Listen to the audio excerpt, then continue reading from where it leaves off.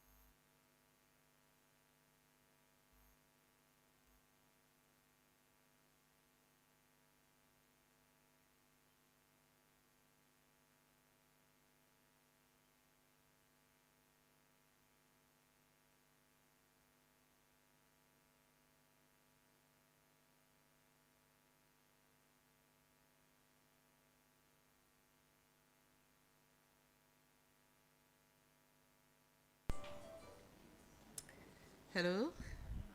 Hello? Hello? All right. Good afternoon, ladies and gentlemen. Good afternoon to our distinguished panelists and our amazing people who have joined us online. I have the singular honor to welcome you to the Debate House, where we engage, discuss, and discover. I'm particularly happy to see all of you here to engage in this all-important discussion we have today on absentee fathers, fathering, fathers, fatherhood, all the things, the fatherism, anything you want to coin out of fathers and fatherhood. I am grateful that you are all here because this is a very important discussion, and I will introduce my panelists in a bit, but before that, I have a few things to say. Can I go ahead? Are we ready? Are we ready for the conversation? All right, okay. So, the African Charter on the Rights and Welfare of the Child enjoins state parties to ensure equal rights and responsibilities of spouses in the upbringing and development of children, whether they are in a marriage or the marriage is dissolved. Ghana's Children's Act, Act 560, 1998, similarly places the responsibility of child upbringing, survival, development on parents. It also makes room for foster parents and adopted parents. However, increasingly, we keep hearing less and less of fathers fulfilling their roles.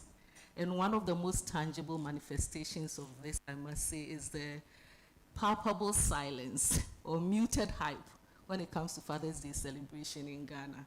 I mean, we can all attest to that.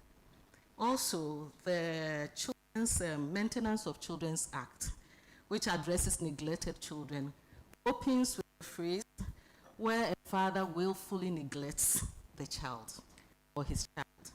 And the whole act addresses fathers. It's almost or suggests that fathers are the ones likely to neglect their children. Furthermore, we keep hearing phrases like absentee fathers, father absenteeism. I mean, it's gaining more traction in our public discourse and in our everyday conversation. So this afternoon, we are gathered here to interrogate this all-important subject by asking a critical and fundamental question. Are we witnessing a genuine rise in absentee fathers, or has society redefined fatherhood in ways that make more men appear absent? That is the question for our discussion today. But before we do that, or engage meaningfully, it's very important that we define who an absentee father is. I'm sure some of you, when you saw our flyer, were asking, who is an absentee father? I mean, how do we define it? And whose definition is it, you know? So we really want to first start by defining who an absentee father or absenteeism is. But more importantly, we want to define who is a father. Fatherhood mean? What does it mean to be a father? What is fathering? Maybe we have to interrogate those first before we go into our conversation on absentee fatherhood. As always, the debate house does not pretend to be the sage on the stage. We are always the guide on the sideline facilitating this intriguing, invigorating, and insightful conversation. So we do not come to you with a fixed position. This is an open space for you to share your thoughts respectfully on issues close and dear to our hearts, such as the subjects that we have here today. Ultimately, our aim is that we leave this discussion with a shift in mindset and together explore contextually relevant avenues for improvement. Because in our bid to seek improvement, we also don't want to layer up another level of burden on fathers. Our time here will not be in vain if these two objectives, I mean the shift in mindset and exploring avenues for improvement, are achieved. Because that is the purpose of our conversations in the debate house. We seek to influence and inform change. We have assembled a high-level panel comprising creme de la creme of experts in their fields of endeavor. We have experts, we have law, sociology, anthropology, and of course, all of us gathered here as lived experience experts because each of us here has either been fathered never been fathered, or is currently fathering. So we all have something to share when it comes to the subject. So sit tight, indulge us for the next 2 to 3 hours. Let's engage, let's discuss, and let's discover what it means to be fathers that are not absent in every sense, or that are present in every sense of the word. Once again, welcome to the Debate House, and welcome to this stimulating conversation. We warmly acknowledge all those who have also joined us online. Thank you all for joining us as always. My name is Ernestina Kolikitete. I'm a senior research fellow at the Center for Social Policy Studies at the University of Ghana. My research focuses on child and family welfare, and I am happy to be your moderator for this session. Thank you. At this time, I want us to do 2 quick things before I introduce my panelists. So first, we have a Debate House video that shows the protocol around our conversation. It's a very quick one. So technical team, if you are ready, we'll have that, and then we'll move on to the next thing.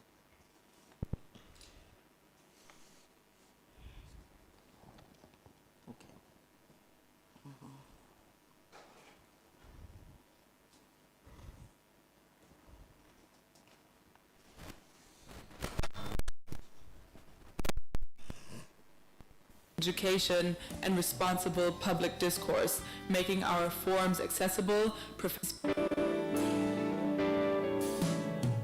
Welcome to the Debate House, where we engage in open, respectful, and courageous conversations that challenge perspectives and inspire growth. We debate ideas passionately, treat one another with dignity, assume good faith, and never attack people, only the issues. We're proudly funded through corporate partnerships with organizations that believe in civic engagement, education, and responsible public discourse, making our forums accessible, professionally moderated, and built for real impact. As we begin, remember the Debate House rule. Take the ideas, leave the identities. You're welcome to share the insight you gain, but never disclose or attribute another participant's comments or identity without their consent. Because at the Debate House, humanity always comes before winning an argument. Thank you. The Debate House. Oh, sorry. Thank you very much.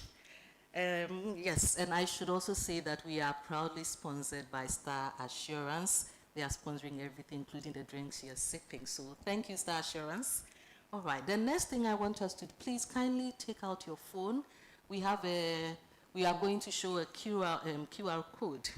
And we usually do a pre and post poll, pre-conversation and post-conversation poll. As I said, our aim is to gain a little, mindset shifts from our conversations, and we are able to gauge that by our pre and post conversation poll. So technical team, can you put up the QR code? Kindly scan the QR code. There are 5 questions. We'll go through them very quickly.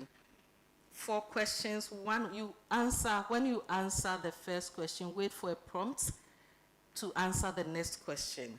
For questions 3 and 5, because you have to select multiple choices, you need to press send, and then you move on to the next one. And we are all supposed to start and finish at the same time, so let me know when you are able to access the poll.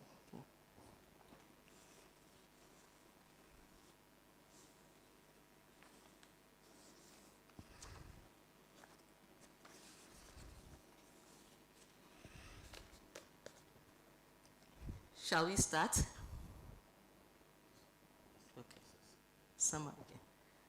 If you are there, can you say yeah? Yes. If you need help, can I say I need help? Can you say I need help? You need help. Okay.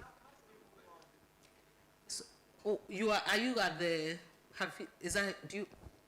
What do you see? The first question. Exactly. So that's the first one. Once you do, you wait for the prompt. The technical team will take you to the next question. Okay. Some are still accessing the.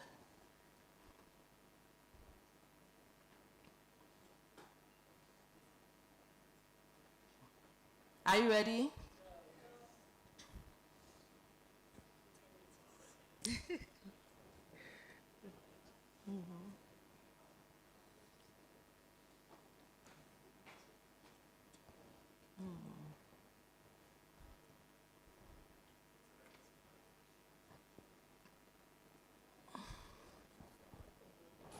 Yeah, I'm not sure. I don't know. But I don't. Oh, you did.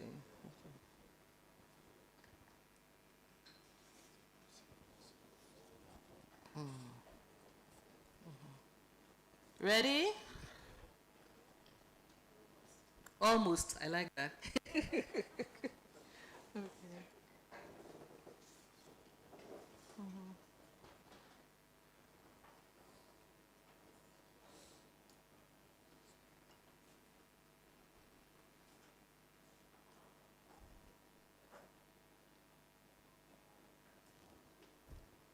Are we ready? Okay. All right. So the first question. Once you select, wait for the prompt to go to the second question. Okay. So I'll allow some 40 seconds and then we'll go to the next question. Yeah.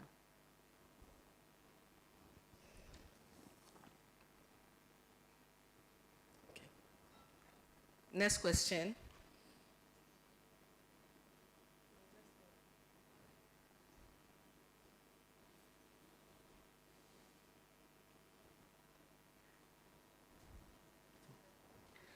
Question 3. No, technical team. The technical team will have to move. So what question are you on now? 2. Okay. Yeah. So then let's move to question 3. Has everybody finished with question 2? Let's move to question 3. Okay.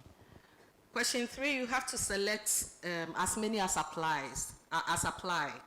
So because of that, you have to press send. You don't need to wait for my prompts.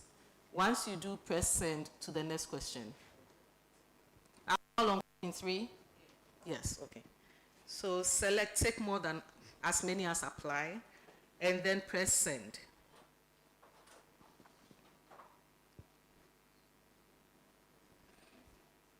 Can we go to question 4?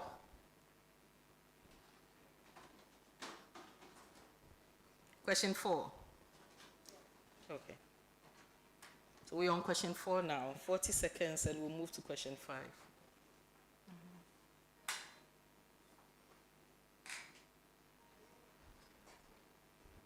Are we done with question 4? All right. Then question 5. Similar to question 3, question 5, because you are taking as many as apply, press the send button when you are done with question 5.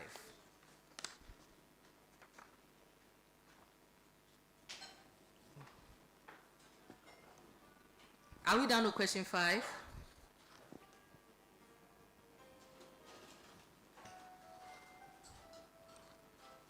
All good?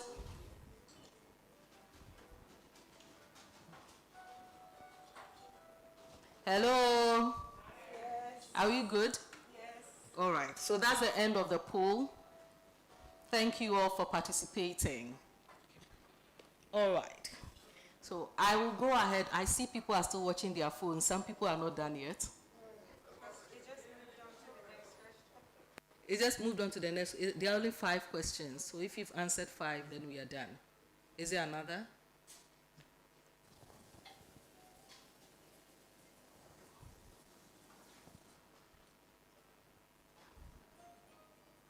All good?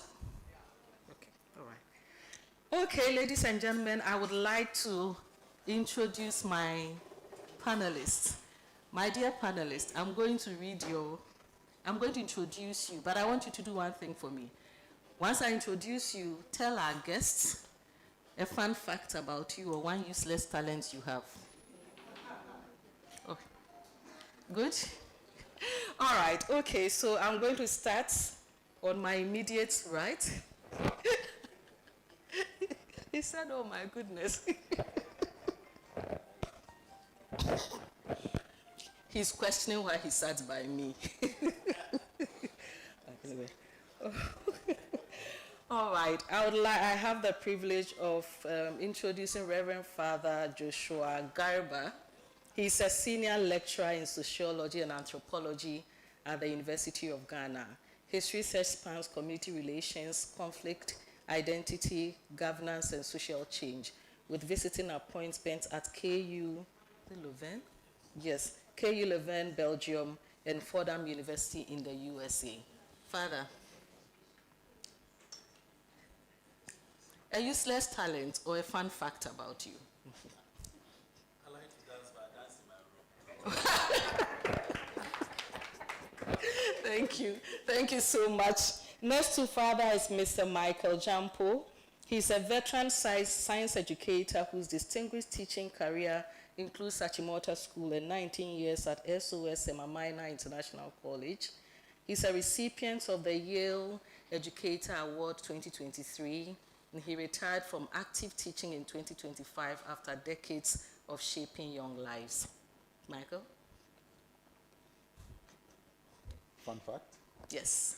Or useless talent? I think you can go for both. You can go for both. My wife thinks my jokes are just useless. Thank you. Professor Peace Mamle Yokotete. She is the head of the Department of Sociology at the University of Ghana, an associate professor specializing in gender and global childhood studies. She has collaborated extensively with UNICEF, Plan International, and International Organization for Migration, and serves on several national boards and ethic advisory committees. Prof? Well, like Dr. Garba, I say I'm an excellent dancer, but I dance in my head. When I hear music, I can imagine the moves in my head, and if only all of those could come out, I'm sure I would have won some awards. Thank you. All right, Mr. Edwin Boachi-Yadom is a clinical psychologist. He's a lecturer and training consultant with over a decade of clinical practice at Kolebu Teaching Hospital. His work centers on trauma, grief and family relationships, and is currently pursuing a PhD in public health. Mr. Boachi-Yadom. Right, so I'm a poet. Yes, but I'm a poet at the moment where music sells. We don't hear much about poetry. Thank you. Does that make your talent useless? Maybe when I die, thank you. Maybe when I die and poetry is a thing, they will reference me, so maybe it's a fun fact. We'll take it like that. Thank you. And last but not least, we have Sheila Y.N. Minka Premo Esquire. She's a senior lawyer, development consultant, and human rights advocate, managing consultant of ALC Law Consult, president of the Ghana Bar Association Women's Forum, and convener of the coalition that championed Ghana's Affirmative Action Gender Equity Act 2024.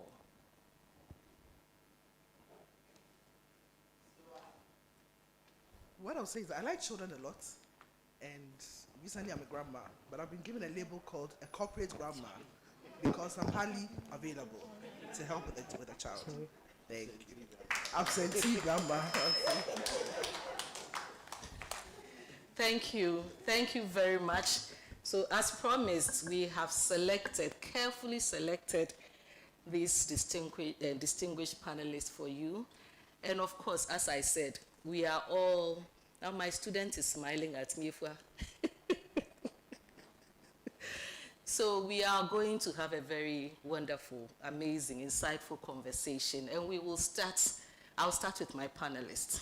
We'll dive right in and start discussing the issue of who is a father? Who is a father? How would you define fatherhood? Father? Okay, father defining fatherhood. I know. So if we say a father in our Ghanaian or even largely in Africa, we're talking about a man who has responsibility towards his wife and children and other key members of his family, so extended family members. Your fatherhood also extends to them apart from your immediate wife and children and the responsibilities that you take in respect of this position that you hold in the family. Okay, so I hear responsibility Yeah. a lot in your definition. Okay, all right.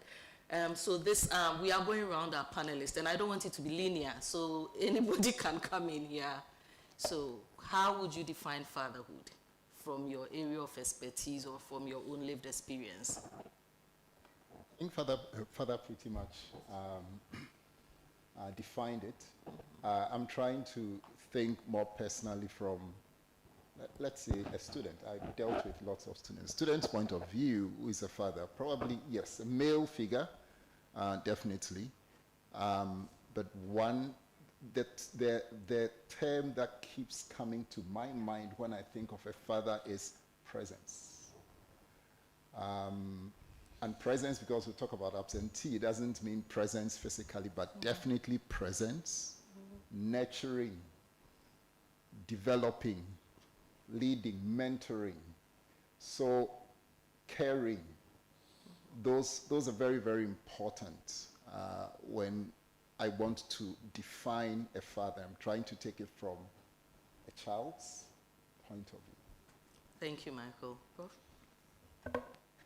Well, sometimes when I'm trying to define concepts, I look at not only what it is, I try to help myself by looking at what it is not. So fatherhood is not just a title, it is stewardship, it is responsibility.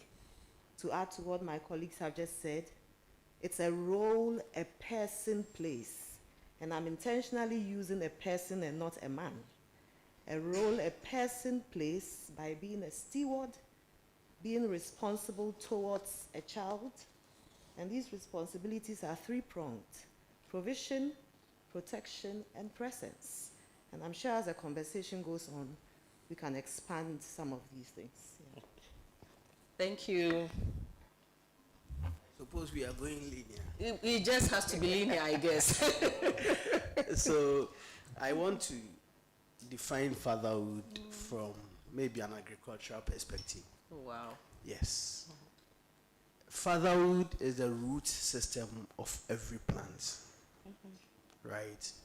It is the position and the role that is not seen, and I'm not surprised why Father's Day is not so much out there like Mother's Day, because our presence is felt where it is covered.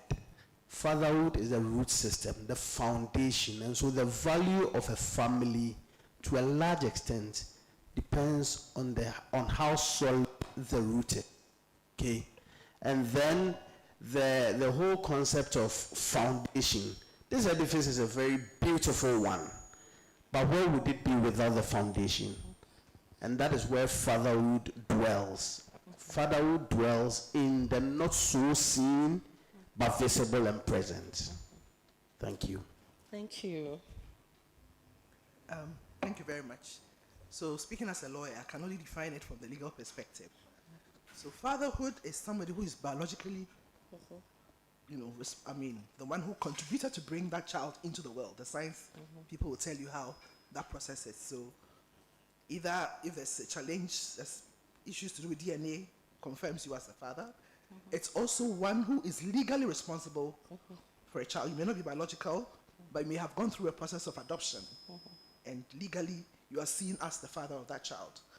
And then our law, as you said in the beginning, also makes provision for foster parents.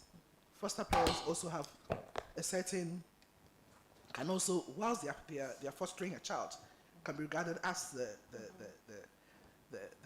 father of the child. But underneath all this is the one who is also financially, that parent who is financially responsible for that child together with the mother. Because our Children's Act indicates that it is both parents.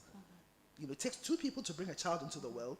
So it's also, for me, I would also say it's a man it takes two people to bring children into the world, a man and a woman. The law says both of them are equally responsible to see to the welfare of this child.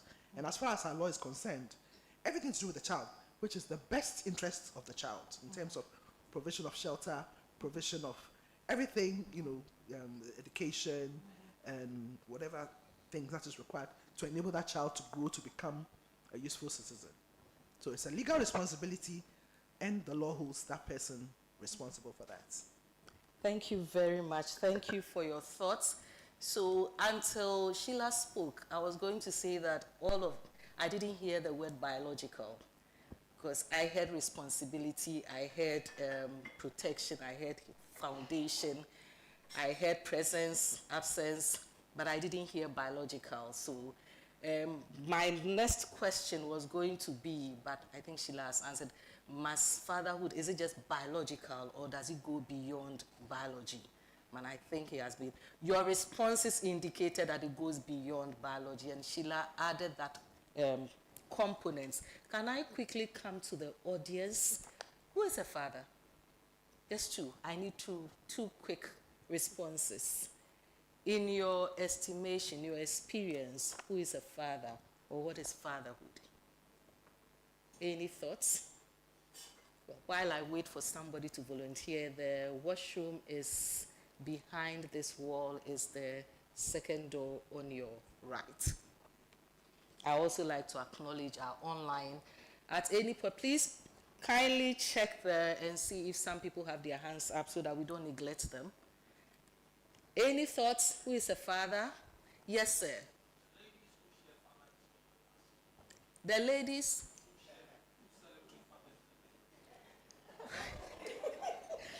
A father, the ladies who share Father's Day with us, they celebrate Father's Day with you as fathers, or they are happy with you? So they say. Yeah, so they say. I like that, because in Prof submission, I am not doing very well with this thing. In Prof submission, she mentioned that she didn't want to say a man. She wanted, because there are some ladies who are fathering, and so they celebrate Father's Day as much as men do. I like that. Thank you so much. Yes. Okay, you want to say something? Yes.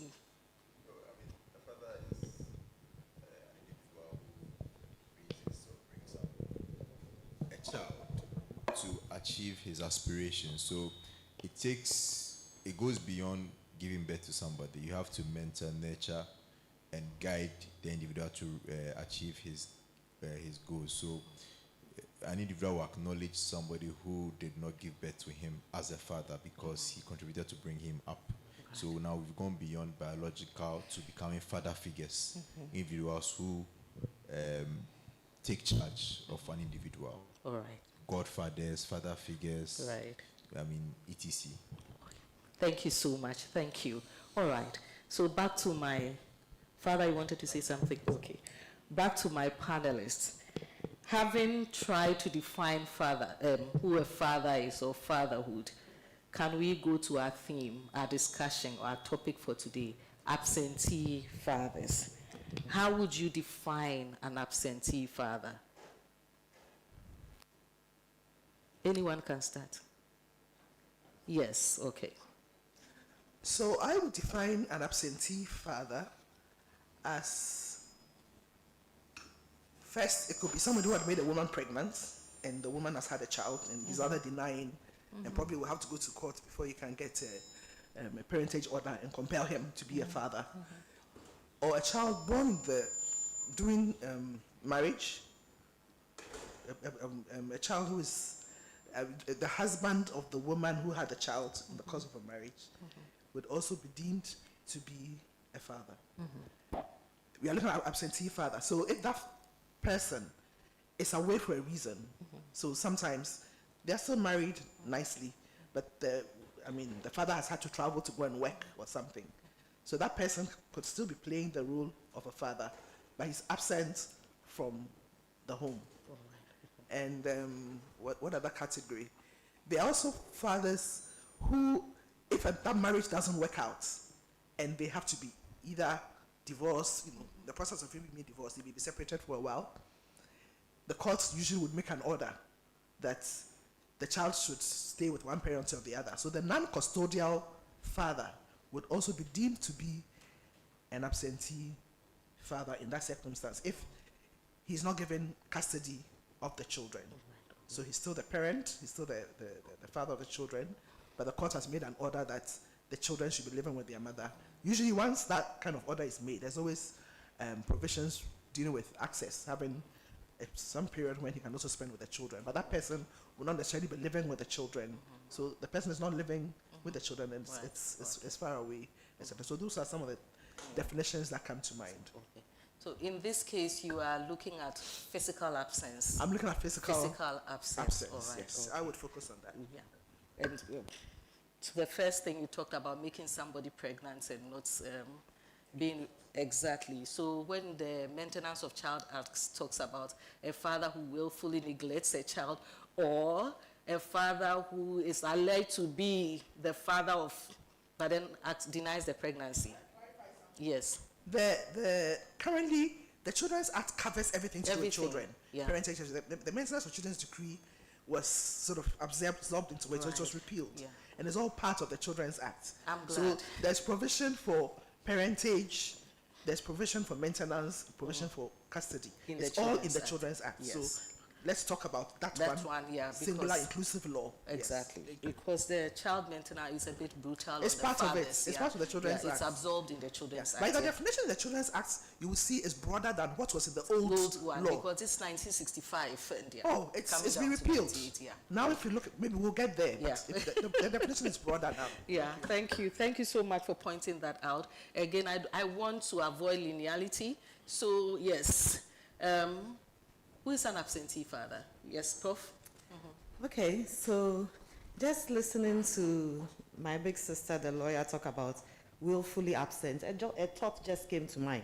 And this is just for the purposes of debate. A father, an absentee father, could be one who does not know that he has a child.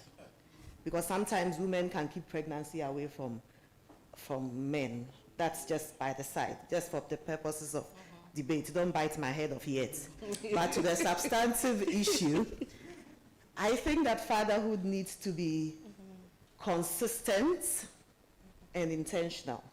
So a father may be physically present, but may be fathering on a part-time basis. He's here, he's doing it half and half. In that sense, you could say that that person is absentee, or he's not consistent. When he's married to the woman, he's a good father. When there's divorce, he divorces his children as well. He does not take responsibility. So there isn't consistency. There are men who also say, oh, the children are young, I don't need to be there. When they grow and I can have conversations with them, that's when I'll show up. It doesn't work that way. From the moment you impregnate a woman, it requires active participation, it requires being consistent, it requires being intentional and deliberate. So if you are not ticking the boxes on any of these, you could fall into the category of an absentee father. Right. Thank you. Yes, Michael, you want to say something? I think, yeah, again, what comes to mind, experience, is just this strong term of negligence. So, the strong term, negligence. Negligence, okay. Broad, yeah. So if a father or an individual who is expected to play the fathering role is neglecting their duty, they may be deemed to be an absentee father. Am I coming through? Yeah. They may be seen or deemed to be an absentee father just by virtue of the fact that they are neglecting their role of father. Okay. So I get, Father, do you want to quickly, Yeah. In many traditional societies, I don't know, but among the Busa, we have an expression where they say a father, an absentee father, is one who turns his back on his children or his family. So that expression of turning back is a process of denial, irresponsibility, and failure to face, so turning back and facing. So a father then will be one who faces the challenge of taking care of his children, his wife, but to turn your back means that you are sort of reversing the whole process, and so that will have to do with failure and a denial of responsibility towards your children. And you could be, it's not about physical presence. It has more to do with just failure, whether you are present or you are not present, in anchoring your responsibilities and duties as a father. And to the extent that you are not doing that, you are turning your back on your children, your family, and your responsibility. Thank you. Mr. Botiadom, you want to quickly? So, in addition to all of these, there are a new crop of fathers who are present but absent. So they are in the house with you, probably working from home, but you don't feel their presence. There is no emotional connect. There is an absolute social disconnect. The only time you encounter your father is when he is coming to sit at the dining table to eat. And even that, he's not coming to eat with you. When you are done, he comes quickly eat, and whilst eating on the phone, right? So there is another dimension of absenteeism when it comes to being a father. So a father who may be present physically, but emotionally absent, could also be considered an absentee father. All right. Yes, ma'am. Thank you so much, Mr. Botiadom. Add a little bit to what I said and what's the discussion we're having. We all assume that the father is in a monogamous marriage, and we're assuming a lot of things. But under the laws in Ghana, there are 3 types of marriages that you can register. Under Part 1, customary law, potentially polygamous. The marriage of Mohammedans law is also potentially polygamous. Then we have the Christian and other marriage. So for me, whilst we're looking at this definition, we should also look at other types. So a polygamous man has 4 wives. Sometimes it's not sorry, it's not all the time that they are all co-located. Sometimes they may be in different homes.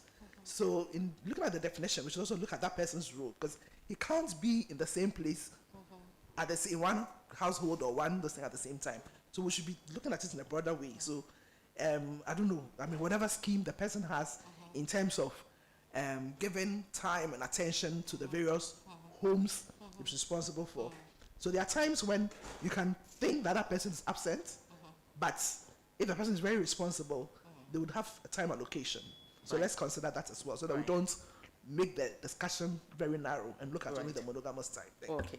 All right. So thank you so much, Sheila, for drawing our attention to the various scenarios that we could have that in a monogamous marriage where people are not living with their children. Yeah.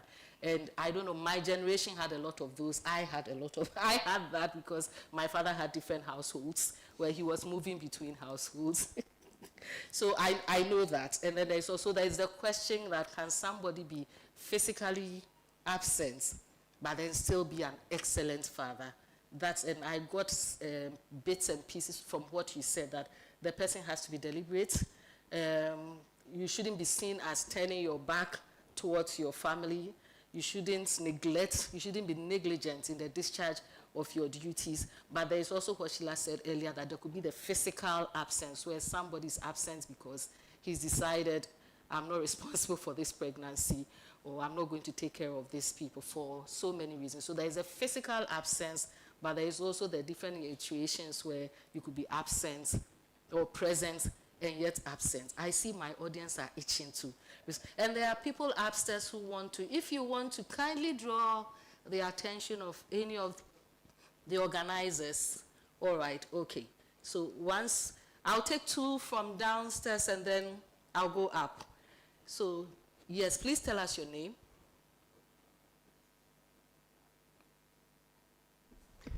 My name is Richard Selome. Yes. And thanks for the opportunity to be here. First off, I have a concern about how do I put it, the branding, the use of the term absentee fathers, right, especially when we don't apply it to females. Let's be honest, today's mothers um, how many hours do we spend of the 24 hours in the house? I think we should just be honest and think about that honestly. Majority of our kids today are raised by strangers. Teachers for majority of the day, nannies for the other part of the day. We come in later. Would we brand the mothers absentees as well for those periods? Because majority of the daylight time, we are not with our kids. It's not to blame anyone, but I think we are beginning to tie our own hands behind our back and accuse ourselves of not knowing how to fight. And that is a creature of, one, a confused system where we are adopting systems from elsewhere and thinking that is right, building legal regimes around it, and then forcing ourselves to be in that system. I say that because my great-grandfather had 6 wives and 36 children. But those who knew him saw him as a very good father. And many of his kids in that generation all went all the way to the topmost levels of education. And he was there for his kids. That's how they always say it. Even now that we have laws, we say we are Christian, we are monogamous, we don't have time for our kids because the society demands that you should not be present if you really want to make money and pay the bills. So, do you want to be home and be there all the time? And how do you pay the bills? And so I am here. Probably my kids will say I'm absentee because I work in Ahafo. But I have to be in Accra for certain meetings. And I've been invited to come here. What do my kids think for this weekend that I'm not here? And so I think as a society, we must begin to ask ourselves in our cultural settings, because I think some of these definitions must be nuanced with our cultural settings. If not, we'll keep the usual conversations going. Thank you. A lot doesn't change. Thank you so much, Mr. Salome. I think you are, I'm getting 2 things. I mean, what is good for the goose is good for the gander, right? So if you are talking about absentee fathers, we should talk about mothers too. So you are giving us another topic for another debate in this house. Thank you. And secondly, you were drawing or you're inclining towards our theme, that are we experiencing this phenomenon or society has redefined fatherhood? We are redefining it in a way that is making the fathers appear more absent. So that is really good. Thank you for your contribution. I'll quickly take another one. Yes. Yeah, thank you. Yeah. My name is... Can we keep it to a minute? Yeah, because the conversation hasn't been started yet. My name is Kwesi Kobo. Yes. Clearly, I'm in my 60s, so my world view of fatherhood is a bit different. So I want to be a bit mischievous. Yes. So Sheila talks about the law and someone donating, a man and woman procreating. Now these days we know we have donor, sperm, donation. What happened? There's no father. So surrogate, not surrogacy. You go for a donor, listen, there's no father, obviously. You are not supposed to know who the father is. I think the challenge we have in our society, and he raised it, is that we are conflating a lot of social, cultural issues. I'm in my mid-60s. We look at fatherhood from a social context. Even depends on the tribe. You know, I come from Kwewu, from my mother's side. I come from Krobo, my father's side. The social dynamics are different. In that Akan setting, and I'm sure the sociologists can bear me out, we don't look at it as a construct of fatherhood. Look at it from a familyhood. The problem is that today in Ghana, we've now defined family as mother, father, children. And we kept out the broader family. And the broader family played a role in this so-called, what we call fatherhood. And I think that, for me, the question of absentee father, it keeps me a bit, I'm getting a bit confused. Because what do you mean by absentee father? Are we made mistakes. We're trying to find ways and nuances to correct our mistakes. Maybe I'm confused, but I think there's a generational issue here. You know, but we can have more discussions on that. I know. Thank you so much. But you raised very, very important, because at some point, yeah, the confusion is all over. You raised very important issues that we are having different iterations of familyhood and fatherhood these days. I didn't even think about the issue of the sperm donor. So to a child who came into the world through this process, absentee from start to finish, because she may never know, but can somebody else play that role so that she feels fathered and doesn't grow up feeling that she didn't have a father in her life? Yeah, so thank you so much, sir. Upstairs, yes. Hello. Okay. So I'm happy that we brought this back, because I wanted us to deal with the definition of fatherhood before we even get into absentee fatherhood. Yes. Because you see, if you get the definition wrong, then all the subsequent conversations itself will be problematic. Mm-hmm. Now, if you listen to your panel of 5, all 5 attributed fatherhood to a male figure. 1 generalized it, which connotes that a gender other than a male figure can be a father. Mm-hmm. But you are academics. If everybody postulates a hypothesis, it is tested and it is critiqued. Yeah. Now, if I critique that one, the question I would ask is, can a mother be a father? No. It's not possible legally. It's not possible biologically. But normally in gender conversations, that notion is mooted, that a mother is a father. And that is why when it comes to Father's Day, it is muted. It is not possible. Now, if you go to the area where there's a sperm donor, the child that comes out has an innate desire to know who that male figure is. Mm-hmm. Even when the male figure who said it is not known, that child pesters the mother. Who is my father? Mm-hmm. She may have the mother, she have aunties, but she knows that a woman is never a father and can never be a father. Mm-hmm. So in that instance, the woman is a mother who is taking absolute responsibility for the child, not being a mother and a father. So we should stop that gender framing where mothers are framed as fathers. It doesn't exist in any theory and in any system. Now, coming to the absentee father part,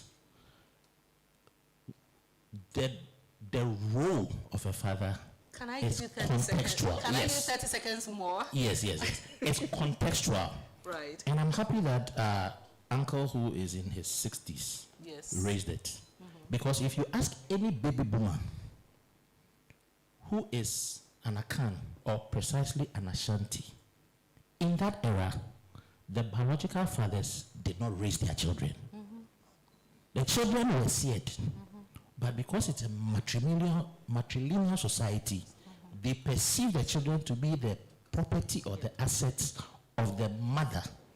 And so the mother's brothers are the ones who raise them and play the father figure. Mm-hmm. The man's contribution most likely is about donating the sperm and it's gone. So you would have to look at the context.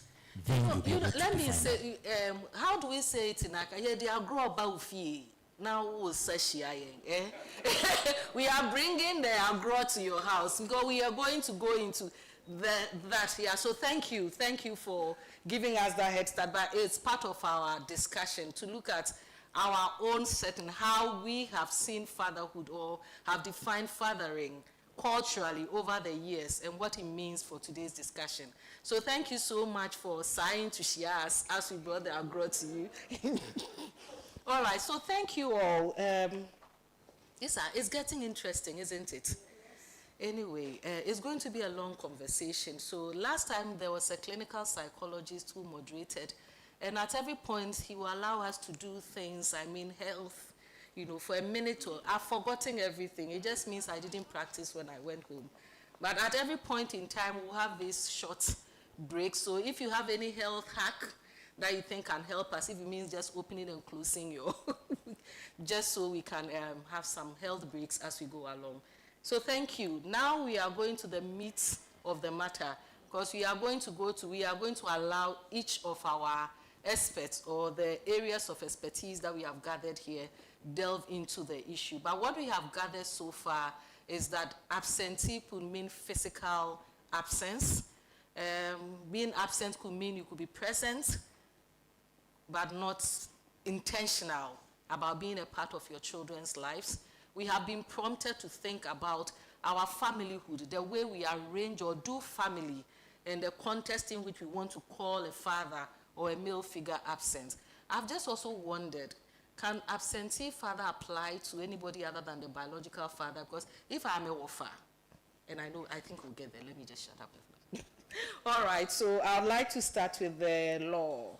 So, Sheila, I have a few questions. Is there any definition of absentee father in Ghanaian law? Does any law in Ghana define who an absentee father is?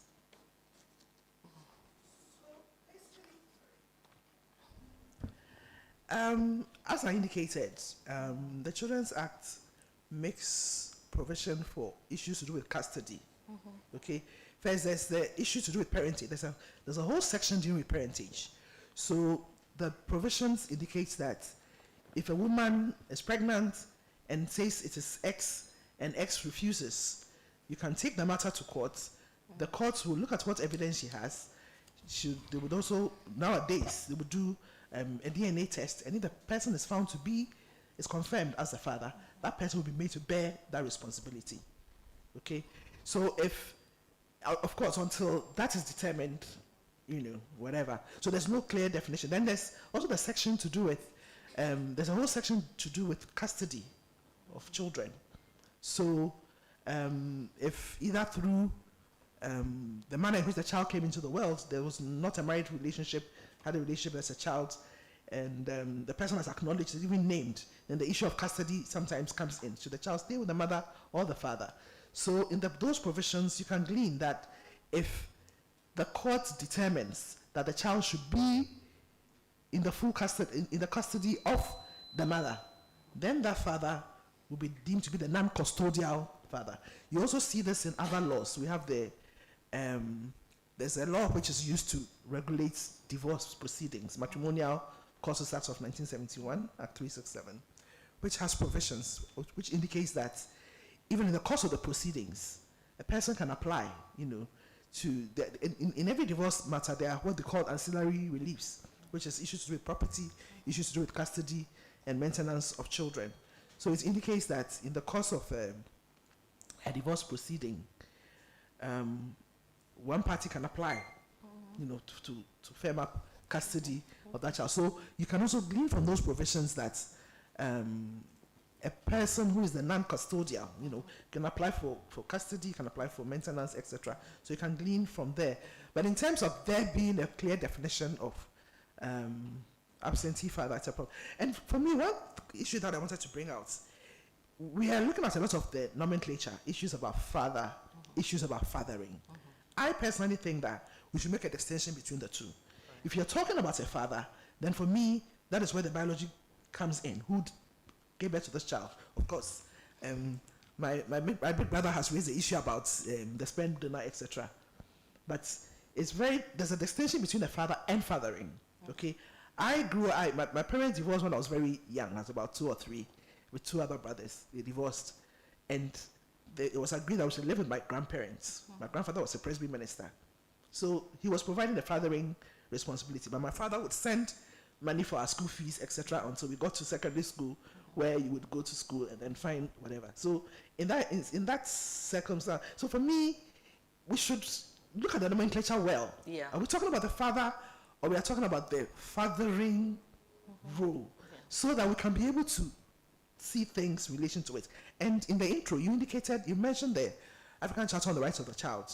I would even go beyond that to go to the UN level, the Convention on the Rights of the Child. Whether we like it or not, Ghana is a state party to this very important convention. We were the first to ratify. Ghana first ratified it. So there are universal principles in it, which are also reflected in our Children's Act. Issues about parentage. If a child has a right to stay with parents, that is either the natural parents or the adopted parents, you know, and that even includes having a right to a name, who names that child. They are all linked to the issue of the father.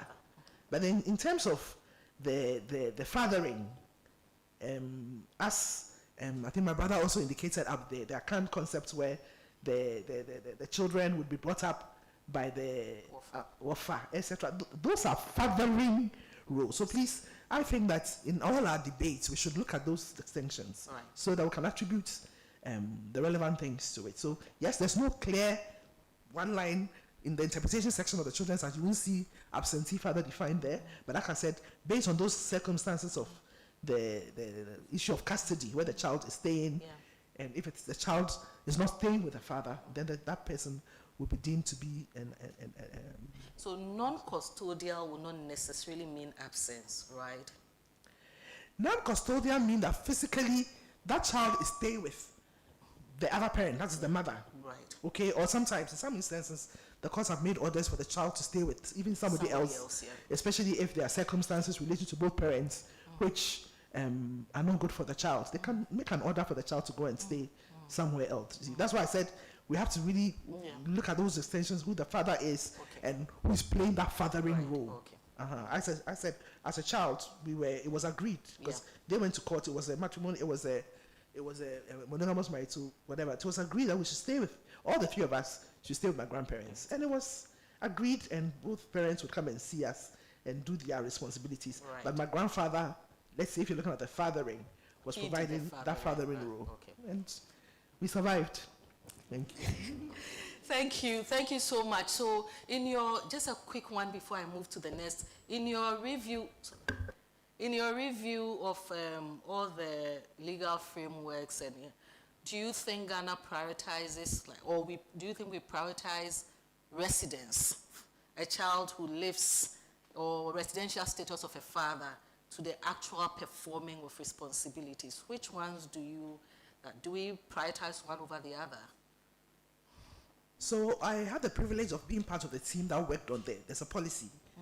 They call it Justice for Children policy at the Ministry of Gender, Children and Social Protection. So for me, if you look at it, residence is important, responsibility is important, but the way our law is framed, it looks at responsibility, making the father responsible. That is why there are provisions in the Children's Act which indicates that if the father or whatever, if either parent is not living with that child, the other party can make an application to the family tribunal for an order to be made for that person the non-custodial parent to contribute towards the welfare. So I think of the child. So the law itself recognizes that there are instances where one parent will not be present, you know. And usually there's a provision in there which says that when the children are very young and, you know, the custody disseminations have to be made, they would usually live with the mothers. You know, unless of course there are circumstances relating to her which is not good for the children. Right. And in that instance, the father would have to be, court orders would have to be made for that person to contribute towards the welfare of the children. And it talks about shelter, it talks about education, it talks about health, and then it talks about the general welfare. These are responsibilities which the father has to pay. So for me, if you're looking at the issue of fathering, will that fathering role include those responsibilities as well? Those are some of the things you should be thinking about. Okay, somebody can be providing all the advice the child needs, etc. But if that child is destitute, if the child's mother's resources are not enough to give that child the ability to get a good education, etc., then all the good advice that child is getting, you know, it may not really help. So for me, that part which is part of the policy, the responsibility part, is very key.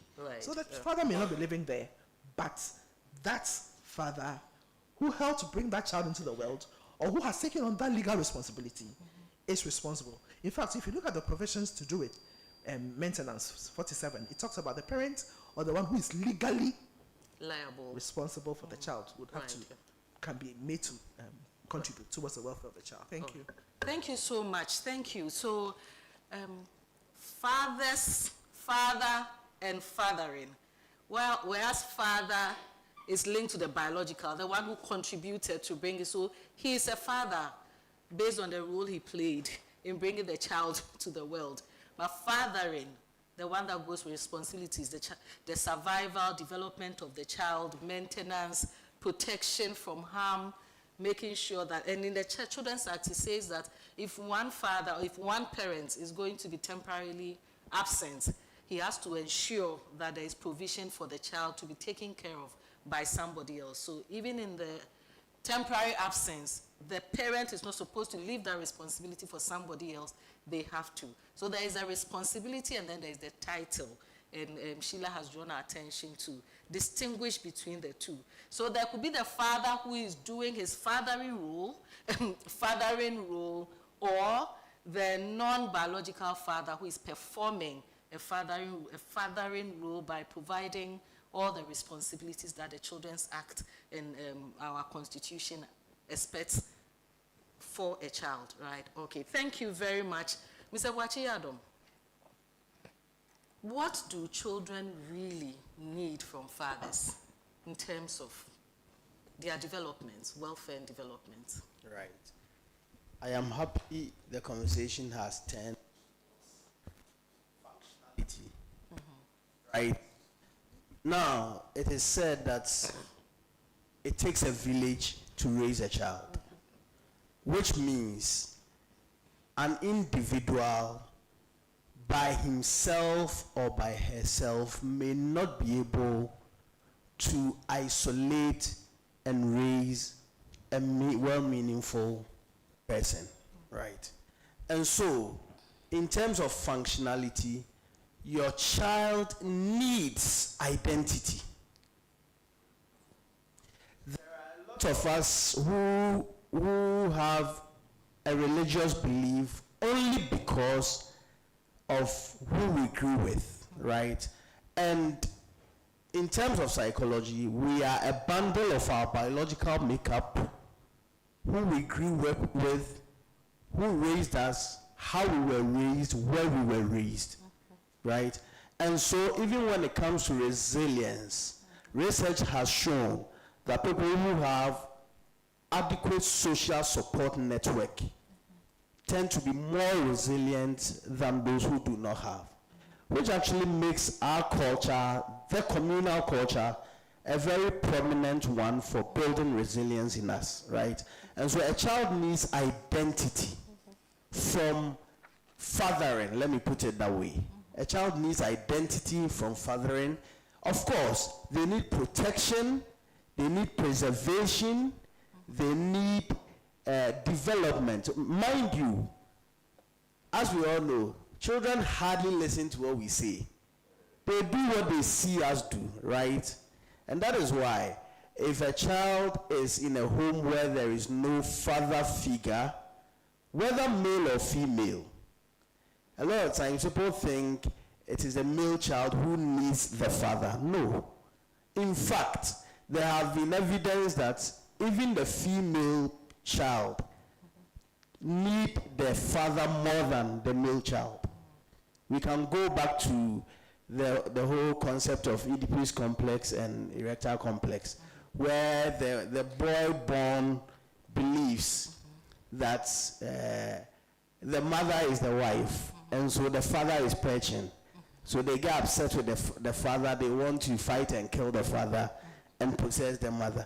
The same way with the female child, right? And so the female child equally needs the father, or probably needs the father more, for protection, for identity, and even for social view.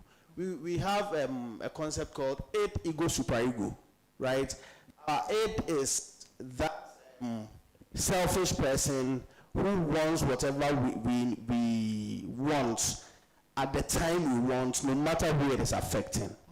But then comes in the superego, the environment, the society, distinguishing between right and wrong, fair and unfair, and all of that, shaping the child. So the child needs that shape, and all of this comes from the true identity of parenting, and in this regard, fathering.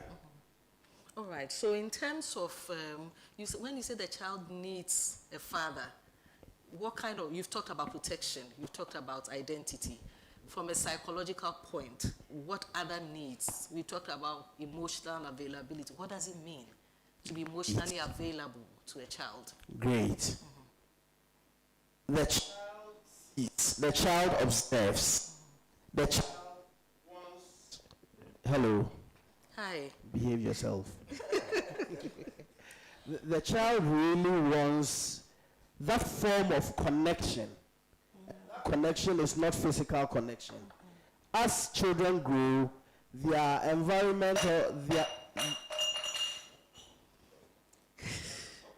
yes. Right. So probably fatherless. He wasn't fathered. So as a child grows, they move attention to their friends, where they find that identity. But then identity with friends come from, okay, how is my identity from home? Whatever they glean from home is what they take out there. And then eventually, they come home. When they get to a stage where they marry, when they need advice about their marriage, who do they go to? Back home, right?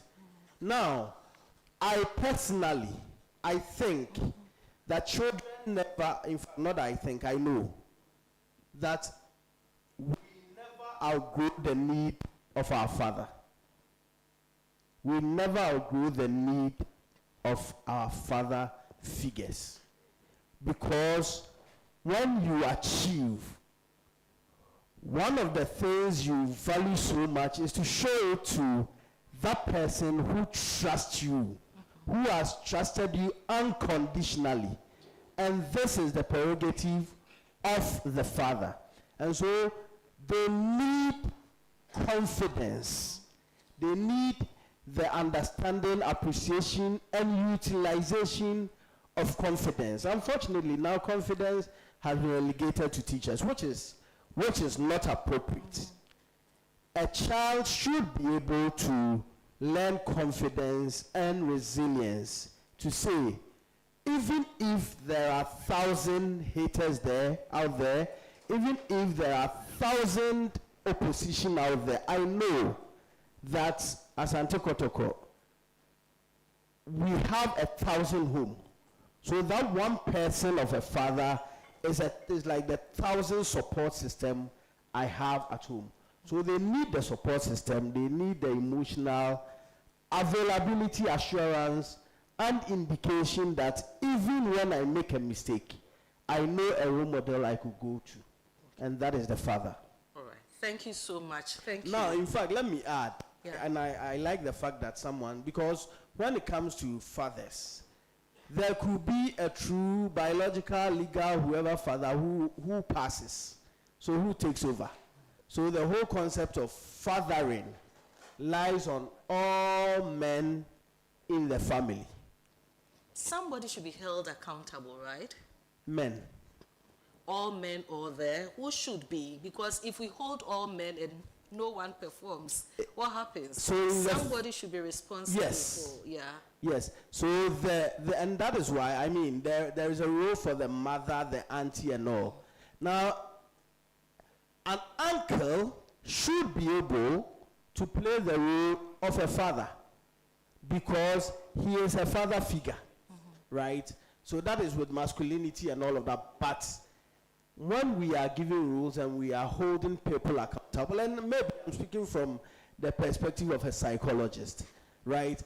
Even if your father is not present, you should not be seen as a left alone tree in the forest, because the family is a forest that shields the shorter tree with the longer tree. Okay.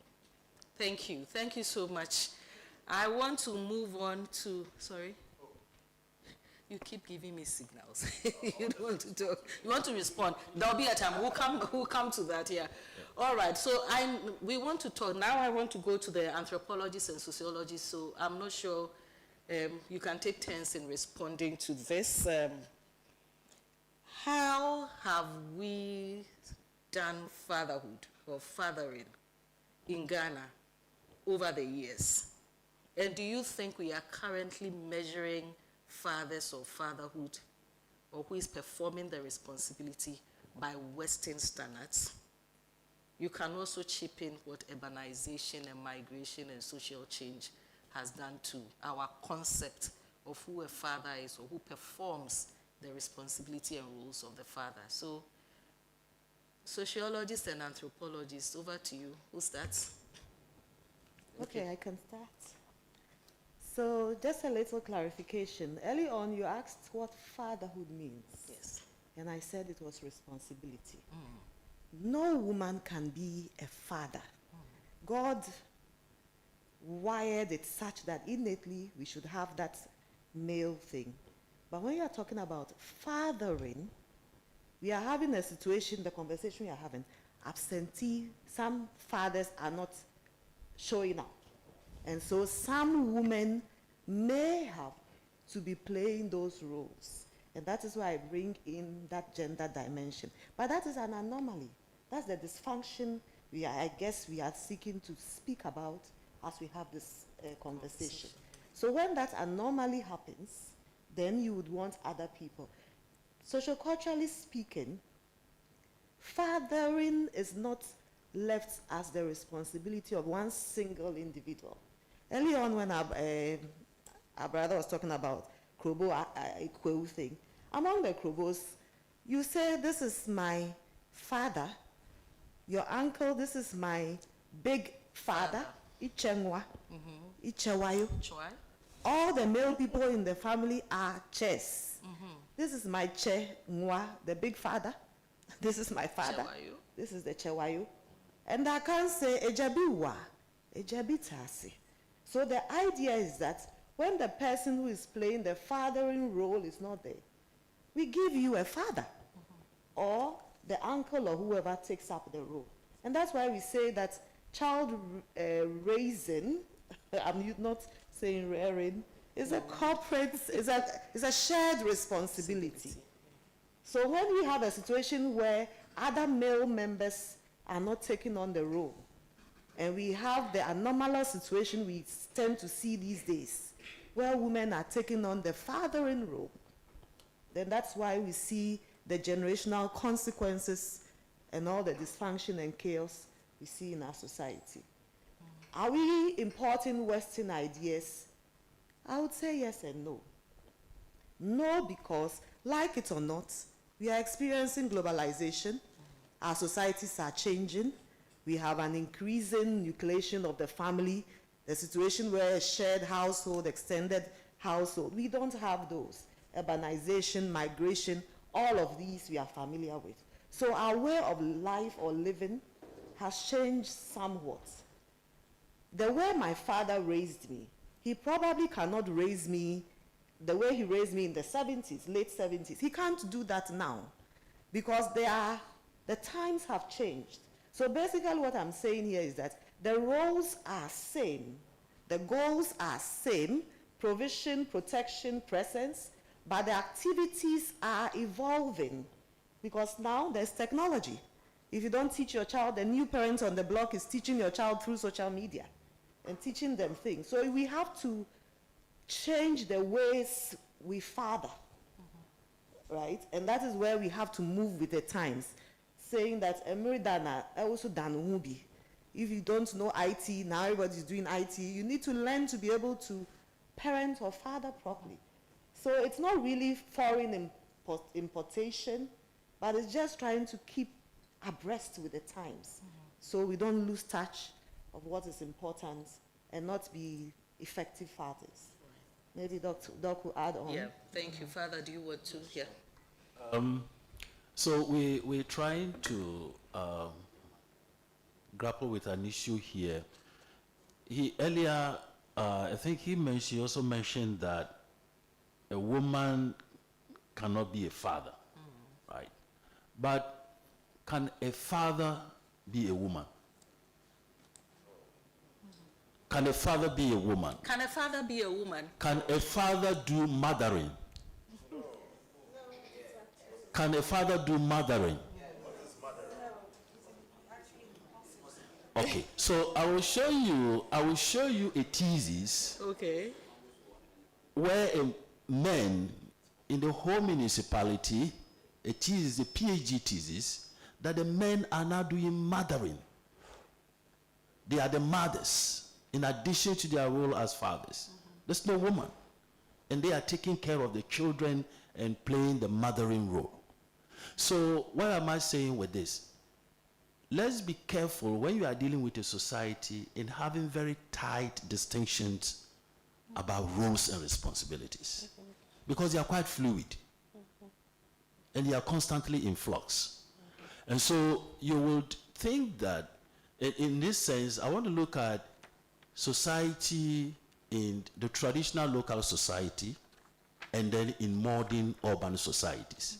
The way we do fathering is different. If you go to the local traditional communities, many of the things we are saying here where we think that fathering is broad, it covers other key members and that all of us can play that role in raising the children, you can find that happening very well in the local traditional setting. It doesn't happen in the urban centers. Let's face the reality. It doesn't happen. You can't give birth to a child and say that the nature of your kinship system or extended family system can have a role in the urban or cities. It doesn't happen.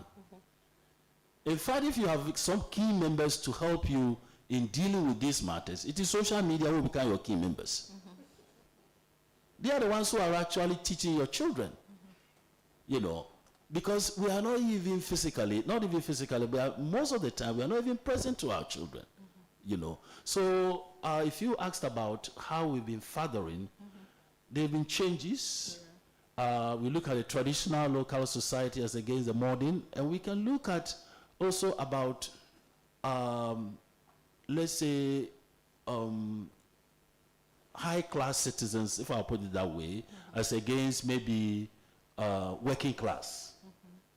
If you go to East Legon, the way they raise their children and do fathering there is different from people who are in Nima and in Choco. Do you get me? So we need to factor these distinctions also when we are doing the analysis, such that you can find people in Choco who would know that the uncle, the nephew, or somebody will come in and to give support. You can't do that in East Legon. Then we come to matrilineal and patrilineal societies. When you go to matrilineal societies, we're all talking about the uncle, right? Today, it doesn't happen. The uncle will tell you, go to your father, Kujo Mensah is sitting over there. Go there. So there again, we are just building on things that we know and we think that they are happening like that. It's not happening.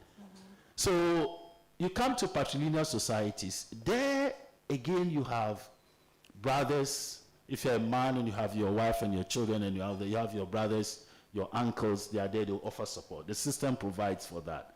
But even there, we can't expect that it should be done as though it's a given. So it's just to bring to the fore that we should not have fixities in terms of definitions and positions about social processes like fathering, but that we should be open to look at them in terms of what is happening in the different societies we have, in the different system, patrilineal, matrilineal we have, local communities, as well as in urban communities. Thank you, Father. I want to just pick your thoughts quickly on. So, for instance, when we talk about the Akan, in the matrilineal community, it's mainly Akan, not mainly. But we know of the Wafa system among the Akans. And the Wafa will take care of a Wafasi because the Wafa's child is also being taken care of by a Wafa. So and we know that that is changing, as you have alluded. What is causing that? Is it that Wafas are not interested?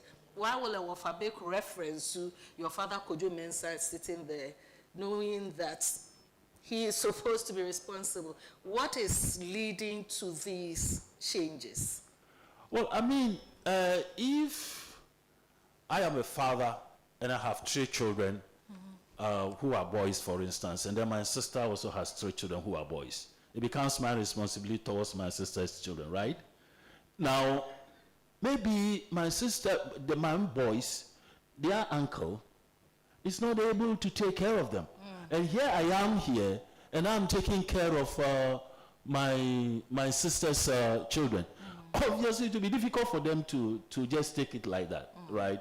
So, and besides that, also we have to know that in the distant past, they live in more a communal society. They are all farmers, or if they are hunters or fishermen, they live in that and they share whatever they have. We live in a money economy. We live in an urbanized situation. We live in a modern society. We live in a globalized society. Demands of education, demands of changing lifestyle, demands in transport. So all these things affect these cultural practices. I would feel uncomfortable that I'm taking care of the children of my sister, whilst my own children are supposed to look after their uncle who is unable to support them. So these may be some of the challenges that we are bringing about some of these difficulties that we are experiencing. So should we let these traditions go in the name of what is happening now? Is there a way to preserve these, or we can never go back to those those practices? No, we shouldn't, because there are also deep-seated values or purposes for that, right? There's a reason why you have a matrilineal system where I can look up to my uncle, because the uncles also have some role to play. For instance, if my sister's daughters will go into marriage, it will be my responsibility to guide and lead them, that do the investigations for where they go and who they should marry to. So I think that we just need to rethink, you know, and say that perhaps the demands that we used to place on the uncles, we may want to rethink those demands. And in the event that we are capable, maybe my father is capable of offering me, if it's education or whatever, he should be able to do that, and not for us to rely solely on our uncles. Thank you. Michael, you want to say something about that? Then I'll ask you your own question. Okay. I just wanted to add to Reverend, thank you for sort of painting the picture of it's an evolving society, and nothing is static. It's very difficult for some of these traditional models to be applied in an urban system where the structure of the family, the nature of the function of the way people live, is totally different from what we see in the traditional setting. So I think that it's really important to understand that one size doesn't fit everything.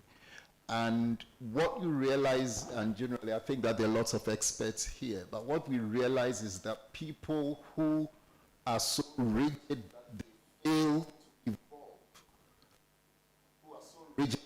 evolve, usually tend to fail. Where there is no versatility, where there is no sort of acknowledgement of the reality of the situation, and people to be, well, the word maybe versatile more than flexible, realistic, they tend to be left behind. I mean, I've had personal experiences of some of this where I know very traditional folks in my family who seem to be totally overwhelmed by what is going on, because nephews and nieces are moving on and they are insisting that nephews and nieces wait for them, and they cannot wait for them, you know. And then, so that's the situation. You really need to understand what is going on now and just be realistic and flexible. I think at the end of the day, what we realize is that there are failures in the traditional system. There are areas where they just didn't work that well, as our father mentioned. And then there are failures also in the nuclear system. And those are the ones I think that we really need to identify. I don't think we should just sit down and say, well, it's a traditional system that this is what works, this is what I acknowledge, and so that's what I would work with. I think it's really, really important to be versatile and to focus on what works and what is effective. Right. So as an educator, what do you think about educators as fathers, educators performing fathering roles, with all your experience of shaping young lives? How important is the role of educators, especially people who could play the father figure roles of, so I'm not talking about female educators here. Yeah, that's a really interesting question. Part of my own personal passion as an educator has been just to look out for young people who seem to have issues. I think what Edmund, right, mentioned, identity, confidence. And there are lots of those who come through the system. Sometimes you have a child whose parents are well-to-do, everything seems okay for them, and yet they come into the system, and for some reason they just can't fit. They just don't know what to do, how to take care of themselves. Whereas other kids who may have come from much more difficult environments can get on well. So there are lots of issues there. As an educator, so to the question, an educator as a parent. I mean, there are many educators who just decide, well, this is my job description. I teach my biology or my science and move on. But what I've realized is that those educators who see the children in their class or the children under their, in their influence as people who need to be developed, who need to be nurtured, they go much further. They really, really do go far, and students often continue to talk about them. It will be amazing, you'll be amazed how many of these young people still remain in touch with me personally, just because I've just taken that time to go beyond just finishing a class to saying, hey, sit down, let's sit down and talk. And once that kind of connection begins, a whole lot of things do come up. And I would say that as a male figure, right, as a male figure, that's one thing I've realized. A lot of these young people come into systems, particularly boarding systems, needing a male figure. And you wonder, do they come from the traditional system or they come from the what's it called, the nuclear system? That doesn't matter at all, but the need definitely exists. Right. So there's a huge opportunity there to help mold children, to help provide that sort of identity, work with them, and help them to grow in that sense. Right. There's a huge need. Right. And I also realize that in some instances, some teachers or educators have to even do maintenance role. They have to pay out of pocket, pay fees, provide. I mean, these are things that the law says the father should provide maintenance. And sometimes educators have to go out of their way to do that, even to shelter some of these children. So thank you for making that point. Can we take a minute? Yes, we'll come to audiences soon, please. But we want to take a minute to take a health break. What do we do? Stand up and okay, let's do that. Okay, what do we do after standing up? Or laugh. Just stretch. All right. Yes. Tell me, yeah. There's a volunteer. Oh, good. I like volunteers. Thank you. Yeah. Yes. Okay. All right. Yes. Mr. Addison.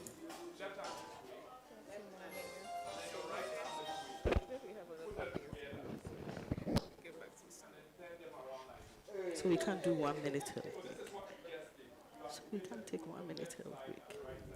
We should stop this one.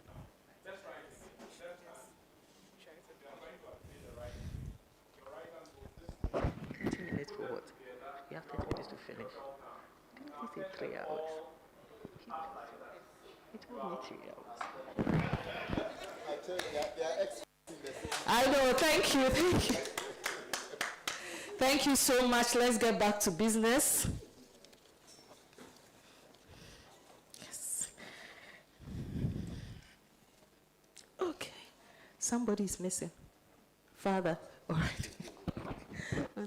I was actually going to ask the role of faith in all of these. So I was hoping to start with him, but since he's not here, anybody wants to, what does faith, how does faith contribute to what we are seeing as whether fathers are being present or absent, or fathers are playing their responsibilities as they ought. What is the role of faith, religion, faith, in fathering, fatherhood, who a father is? Who wants to? Prof? Attempt an answer. Yeah. Then when father comes. Yes. When I was explaining fatherhood, I intentionally used the word stewardship. And when I was saying stewardship, I had faith in mind. Because my understanding of fatherhood is that you have been given children by God, and you are going to account for these children to God as to what you did with them. I often tell people that it is not for any reason that when a person dies, they don't say he was survived by, for us who are academics, I tell people, they won't say he was survived by 100 publications or 1,000 publications, but survived by these children, you know. So there's that sense of stewardship and accountability. That's my understanding of any role we perform. I guess now that Father is here, I would hand over so he can give us a more... And so we were asking, thank you so much, Prof. We wanted to find out the role of faith, religion, faith, in what we see in fathering and fatherhood and fathers these days, in shaping the concept of fatherhood and fathering these days. Okay. So I guess that all of us have, now, whether you are a traditional believer or you're a Christian or a Muslim, there is that in the deeper recesses of all of us, there's that drive towards a being who is bigger than us that we want to look up to. So that if we have any need, we can reach out to this being, and that's where religion flows from. Okay. So a father, yes, indeed has some spiritual role towards his children. The scriptures, and here I'll talk from the Christian perspective. So there are many biblical references alluding to that. The famous one being Proverbs 13, that you should teach a child the way he should go, so that when he grows up, he does not depart from that path. And there are many other scripture bases. So as a father, you become the spiritual leader of the home. And as a spiritual leader, you want to model the life of your children on the basis of some values.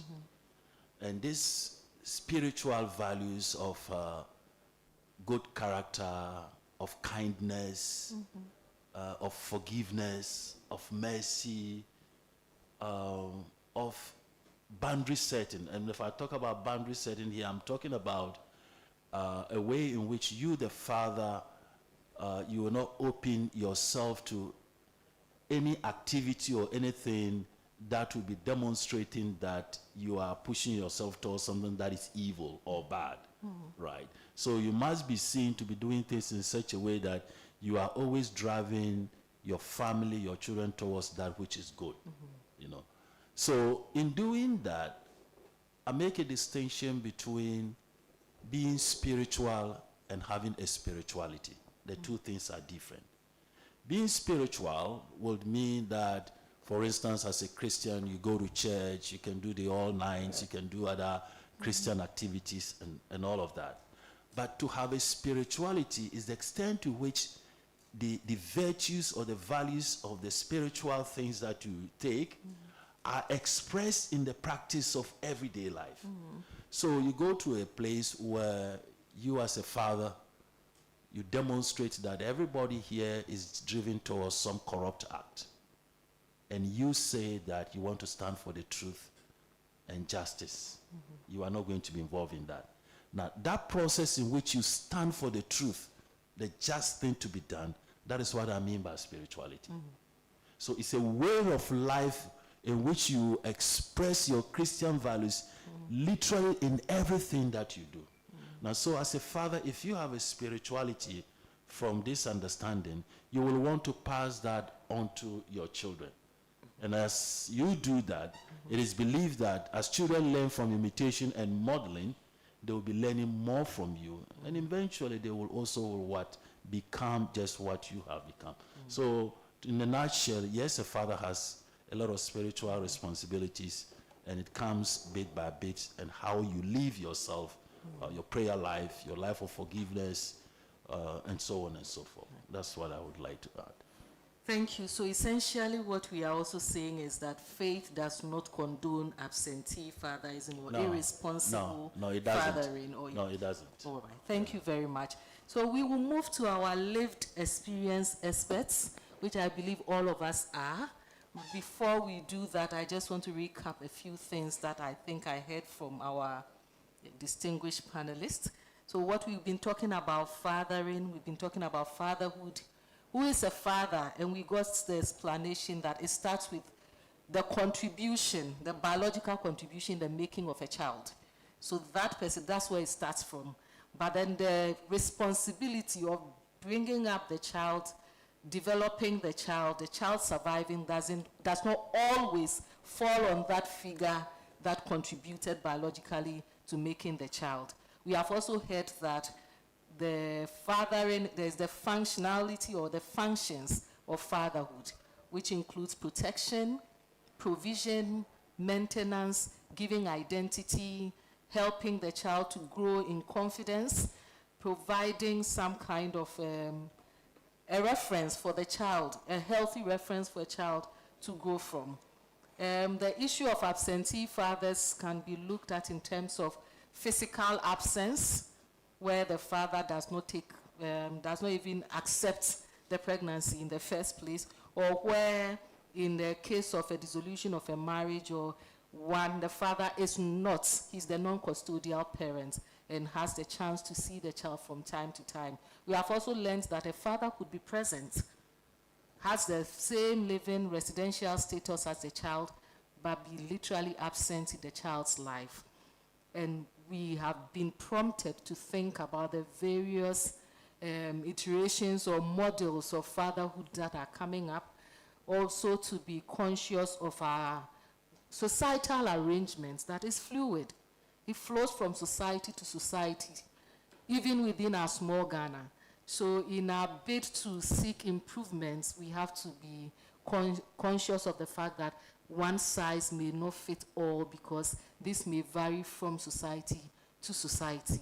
And we are also learning now that faith, whichever faith you belong to, does not condone being irresponsible as a father, whether you contributed to the biological makeup of the child or you are legally liable to or responsible for raising the child. I think these are the things that have come up so far, and we want to come to you.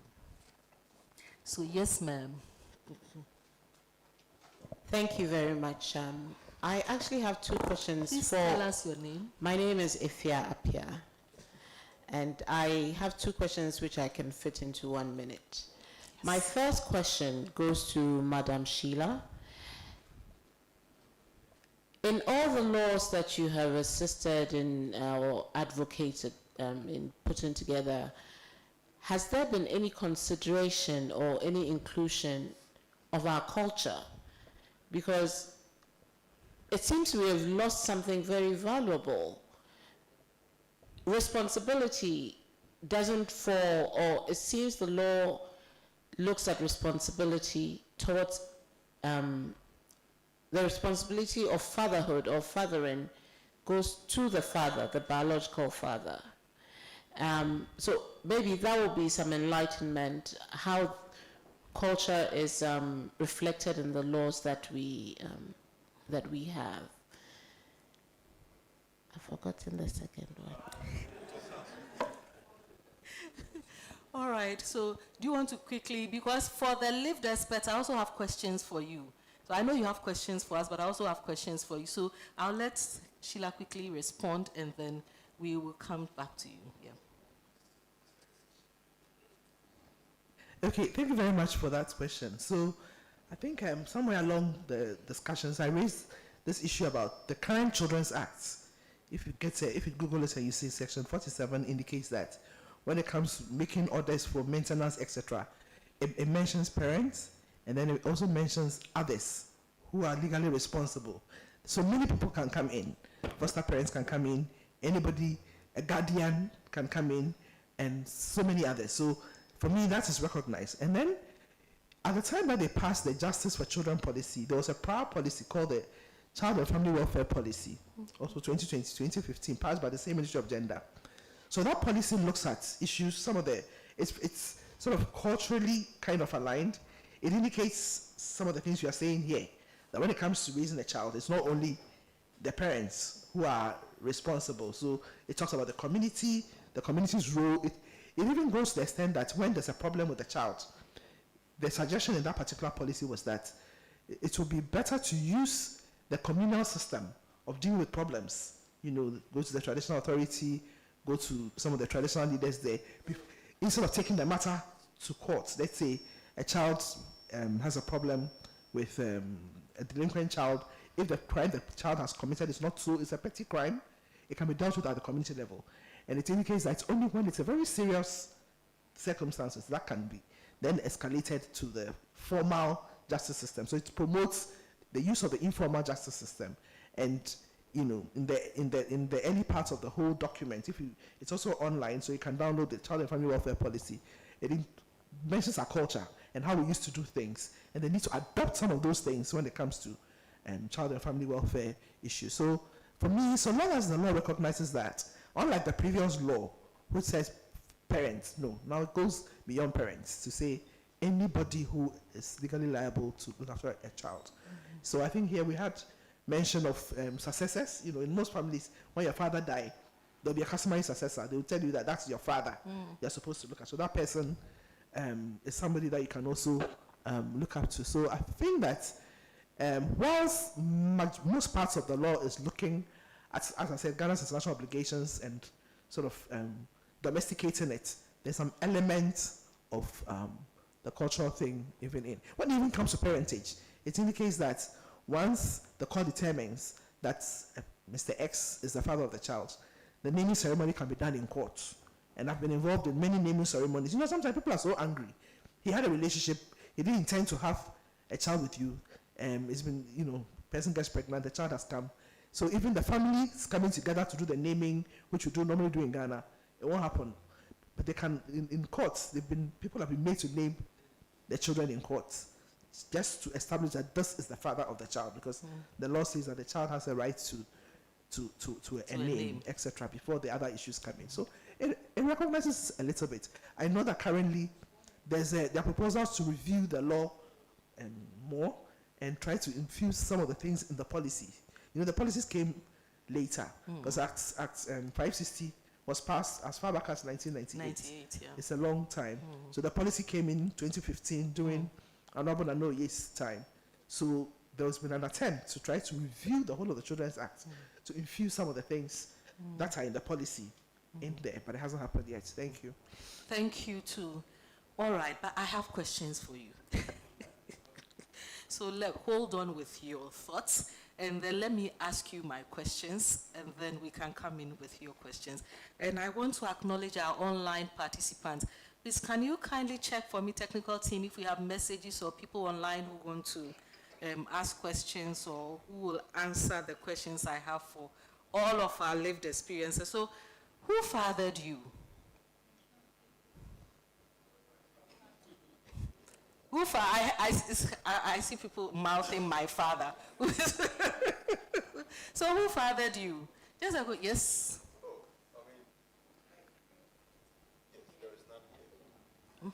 Microphone here. Well, I would like to categorize it, right? So, I mean, from childbirth, growing up, I mean, I had my father, I mean, the one who conceived with my mom. Taking charge, teaching you how to iron, how to, I mean, dress, talk, right? But as a transition to school, I had the teachers who took special interest and became father figures.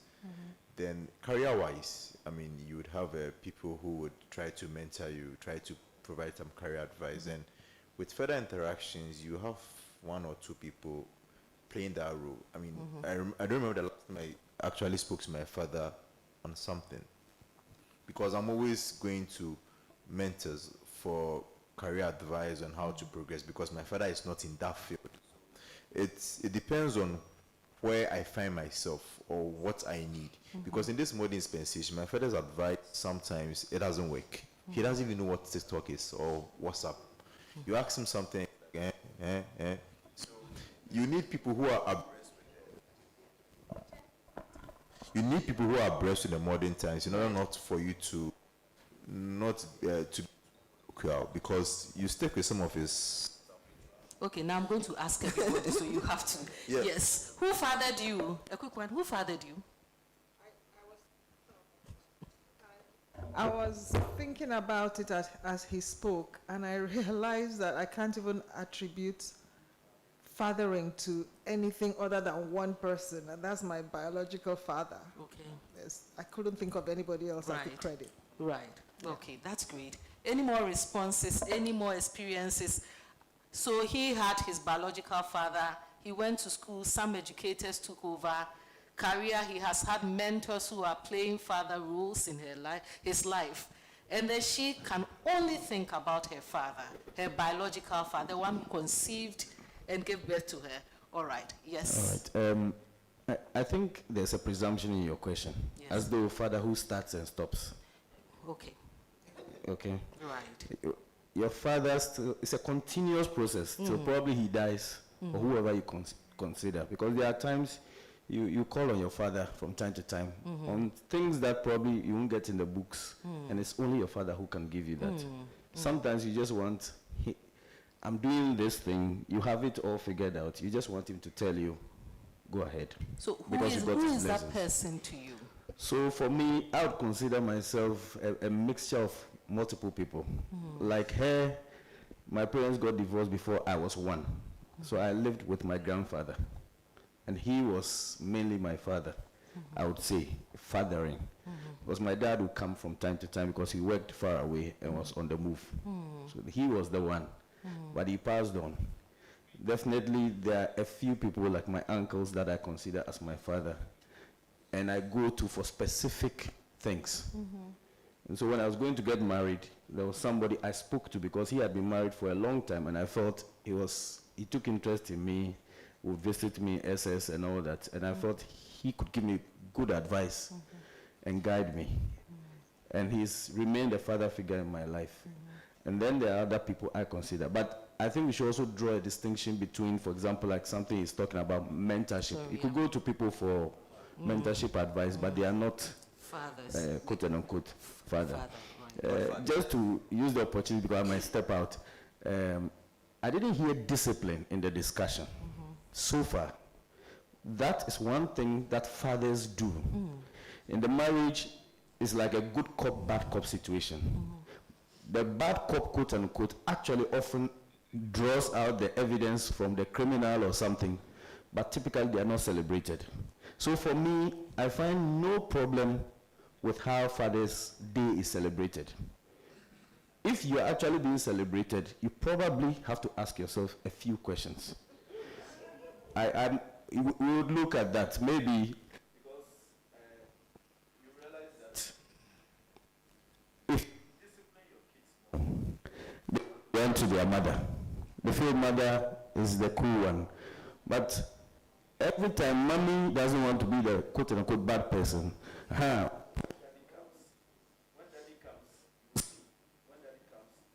you. So the love a father shows to a child should be construed to be similar to what a mother to a child. And so you don't expect much to be celebrated the way mothers are celebrated. That's why I think people say you get to understand your fathers much later in life and appreciate them more as you grow. Thank you, Mr. Salome. Are there any, so you think our question should be who is fathering you and not who fathered you, as if it stopped at some point, right? Okay, so who is fathering you? And let us know if it has stopped, because the person who is doing it may have passed on or may have stopped, or you feel too old to be fathered anymore. Are there anybody, is there anybody upstairs who wants to share your own fatherhood experience. Yes, please bring the, please go ahead. I need a, yes, okay. I had what I would say two fathers. Okay. Because I started growing up with my parents. We're sisters, so we have so, but I went to live with an auntie. So my uncle was my father in the period of time that I lived with them, then came back to my own home with my father. So I had those two male figures very much present in my life, fulfilling the same role, but in two different ways. But my father was always present. So not physically, but always present. Yeah. School fees, and then my holidays were spent at home with my biological father. So I had those two as my fathers growing up. So, you know, in the situation where we say an uncle can also be your father. So the circumstances are different. Right. And not because of an absence, but just because of a situation. Like, okay, I chose to go and live with my auntie and my uncle. And I was going to ask if you felt you missed anything by being with, but you have mentioned that your father was, So what you are saying is that physical absence does not necessarily equate not having a father or not being fathered, you know, all right, because your father was always present and he did what he had to do. Yes. And you had an uncle, so you had the benefit of two. Yes. Lovely, all right. Any more? Yes, go to the back. Upstairs? Yes. All right, okay. Yeah. Great, thank you. So I think there are degrees of fathering. I have the perfect father, even though my sister might think otherwise. But how so, though? No, he was always available, always around. He took care of all his responsibilities.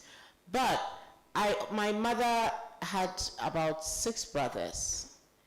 My father had 4 brothers. There was always that aura of there was someone else to turn to. So it wasn't, even if financially my father was responsible, I knew I could count on someone else's influence to do something else for me. There was always a fallback. And I think that degree of fathership should also be acknowledged. It's not a 100% thing, it's not a 20% thing, but that aura of comfort is something that we should acknowledge. Thank you so much. Upstairs, yeah. I would describe fatherhood as more situational. Situational because you may have biological parents, but due to one or two reasons or the other, they may not be able to fulfill that role. So anyone who would come into that space and play that role becomes a father to you. So my context, I lost my dad when I was in class 4. Thank you. But from then I've lived with different families, different individuals have played fatherly roles in my life. And I do acknowledge each one of them for the different roles they played.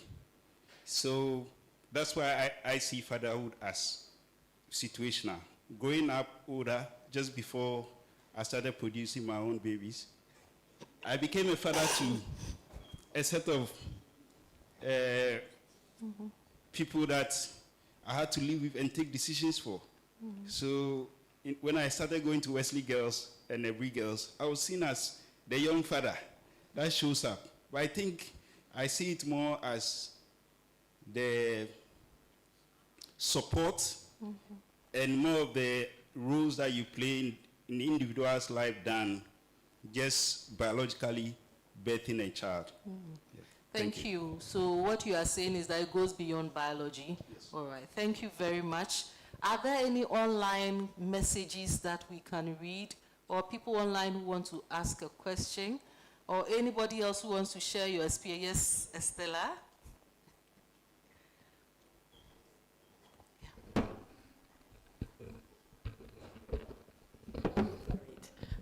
First of all, fantastic conversation. This has been very eye-opening. So just thinking about my situation, my parents weren't married, and I was raised predominantly by my mother. So my first 12 years of life, I will say that I didn't have a father figure. I didn't have a father because my biological father, the interactions with him were basically a card during birthday, during, Christmas time. Until I turned 12, I was in Ghana, and then all of the other uncles stepped up. And so I was very privileged to have many fathers. And this has continued, and it's still continuing. So in my age, I still have other fathers I have called on when I need to be fathered. I have questions. I think one of the questions that I have, however, is first off responsibility, because I feel that especially in today's society, not all fathers really understand what comes with the role. Be you a biological father, be you a father figure. I don't think we truly understand what comes in the role, because as I have grown, I realized that the distinction between mothering and fathering is extremely different. And as I grew, I realized that those formative years where I didn't have a father, they really did impact my later life. They have. And so the fact that I've been able to find fathers has been wonderful. It's a gift from God. But I still think that, and I feel I'm taking us back, we still haven't addressed the absentee father bit. So I think one of the gentlemen on this lane mentioned that he lives in, he works in Ashanti region. He's here. I think he's gone, actually. He's here for this discussion, but maybe his children would say he's an absentee father. I doubt it, because the fact that he's working somewhere else, I'm sure he is checking in with his children, he's calling them, he's paying school fees. The presence, the responsibility, I'm sure is clearly still being carried out by himself. And even in his absence, he probably has somebody else who is doing that father bit for him. But today's children, especially sons, I find that that is truly lacking. So what is lacking?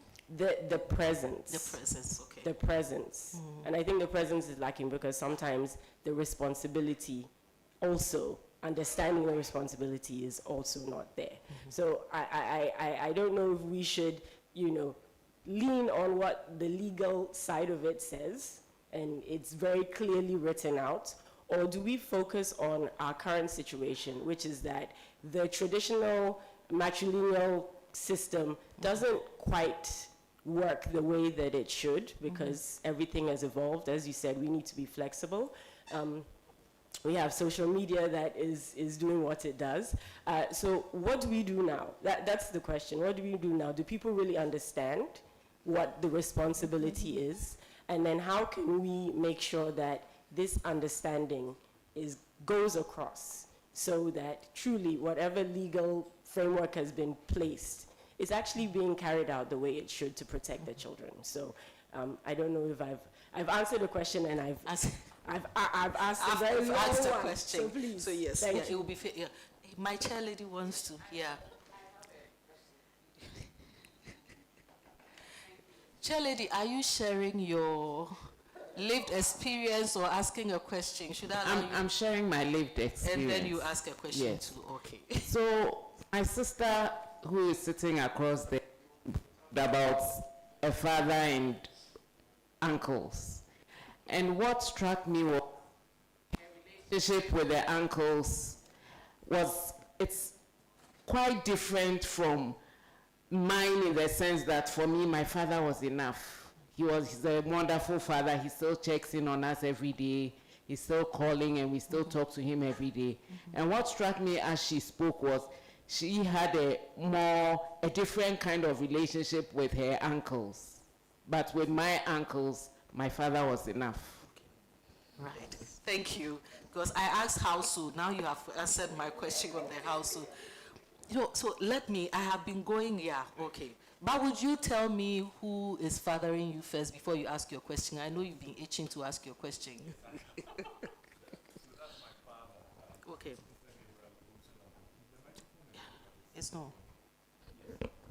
As in your biological father. Okay. Thank you. Yes, great. So that's my biological father.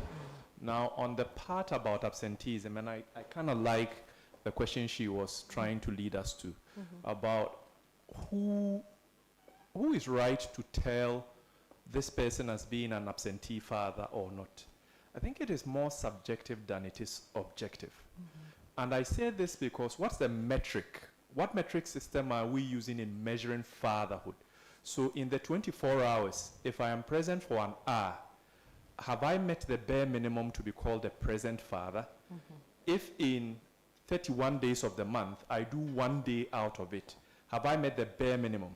If I pay school fees to about 20% of what the school requires, have I devoted myself financially to being present? If I have done enough cuddles in a day, does it make up for my being present emotionally? I think that it would be more subjective on the part of the child or the grown-up to say that, yes, I wanted my father in this particular way, I did not get him, and so he was absent to me. But to the extent that fathers go out of their way sometime, well, it shouldn't be out of their way because they brought the kids to the world in the first place, but we are doing the most. And I think that society should not be too quick in branding us as absent. If for one reason or the other, we are probably not there present, the physical presence as you talked about, but we make up for it in several other ways. But I'm quick to add this point, and it's a creation we are making that worries me. Also, I am pointing this at you. There's something called the spiritual father. And these spiritual fathers have started usurping the role and the responsibility of both the biological fathers and the stand-in fathers. That these days, it is the spiritual father that more or less dictates what must happen even at home. Now, if we don't find a way to deal with this spiritual father syndrome we are creating for ourselves as a country, I am worried about where it would lead us. Soon we will start having financial fathers as well. Then we will move to other forms of fatherhood. The spiritual fathers are doing well, but perhaps we must start moving from that nomenclature. It may break the father system that we have at the moment. Thank you. Thank you very much. I will allow that, and then we'll come back to our panelists. I think you have one. I'll think about it. So, a few quick points. Yeah, we have to address the spiritual One, father issue. I was fathered by my maternal family. Okay. Uncles, grandmothers. That means the Kro side. Yeah. Did the Krobos feel you like that? Well, please go ahead. I think, Reverend mentioned, and I tend to disagree with him a bit.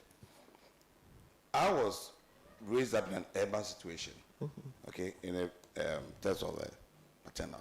And as I speak to you, I know that a lot of my friends, my generation, are actually fathering their nephews and nieces.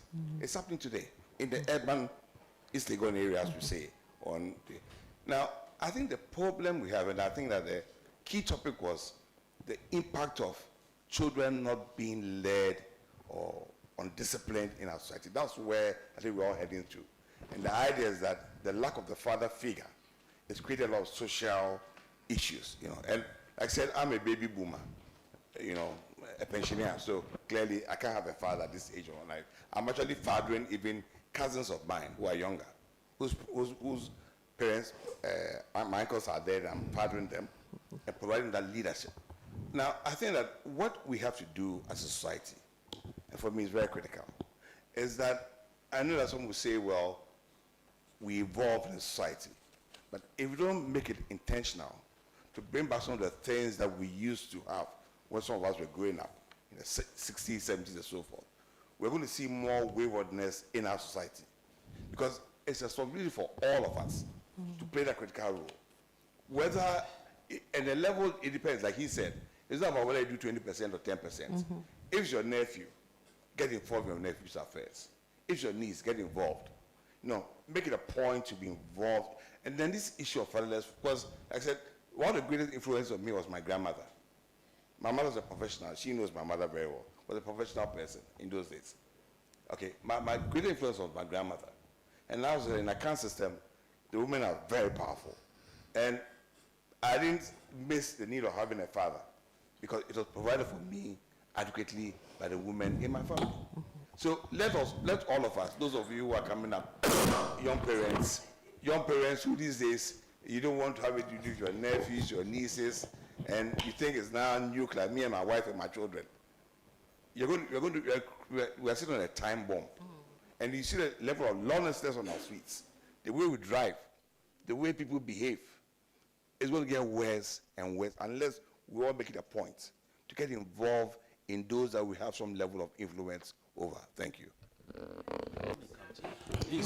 Sir, thank you very much. Let me quickly, so the point I made about the East Legon and then maybe Choco and Nima is that they have different processes of fathering. That's just what I was underscoring, and not that it's not there. You made a point shortly that if we don't all get involved.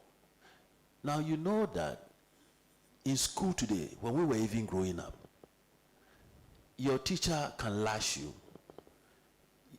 Somebody can even come from the community and say, look, this thing you have done is wrong, and I think that I'll give you a punishment and let your father or your mother know. Where is that now? Now you can't touch a child in school. So now when you ask that question, you know what they tell you? They say, show me a marked difference between those who had the training that you are talking of, the quality of their life, and those who are not getting that training. Show me the difference. And then they will tell you that the corruption that is happening in our society today, is it not those of us who were lashed and punished who are causing who are engaged in the corruption? Yeah. So but I'm just saying that we have issues there. Yeah. We have legal issues that are saying you can't do this, you can't do that. And I think that, Madam Sheila, you see, you said there's a bit of the cultural thing in how we do fathering. These UN prescriptions, policies that they are pounding us with, that we are trying because we want to sort of align with international standards, we are doing some kind of cosmetics around our cultural practices and fitting them into our society sometimes in ways that they are not fitting. We need to re-examine that, because many of these international conventions that we see, they don't align well with our cultural practices. They don't. They are very nice, they are very good, and then all of us see that we need, because if you don't align, you are likely to be sidelined in the provision of some money for something here and there. You know, so I'm just raising this for us to think about them. The issue about a spiritual father, this is a Pentecostalist, charismatic nomenclature that has emerged in recent times. We've never had anybody called spiritual father. Now, people see their pastors, their prophets, their spiritual leaders as fathers. They can have that. I mean, it's at an individual level. It's a subjective thing. But we shouldn't push it to the level of a national thing. It's not anywhere. I don't know what the constituent elements of what a spiritual father would look like. I don't know. You know, except to say he's somebody who is praying for you, giving you guidance. But you just call him a spiritual, what do you call a spiritual director? Like in the Catholic Church, you say, this is my spiritual director, or this is my counselor, or this is my guide. But you don't just say a spiritual father. Michael wants to quickly say something about it. Just make a quick comment here on this spiritual father thing. I think that phenomenon itself is indicative of the fact that there is a gap. Where is all this coming from? Like I said, it's not necessary for people to be calling people Papa and, you know, all of that, right?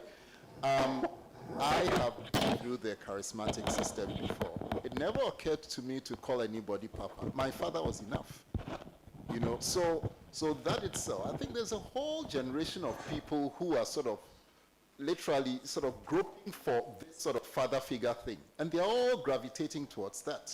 So that itself is indicative of a challenge. I'm not saying that that is entirely, it's multi-tiered. So it may be not the only thing, but that itself is indicative of a challenge. I don't need to call anybody father, in all respect to prophets and pastors and anything, but I do have my father. He is my father. Right.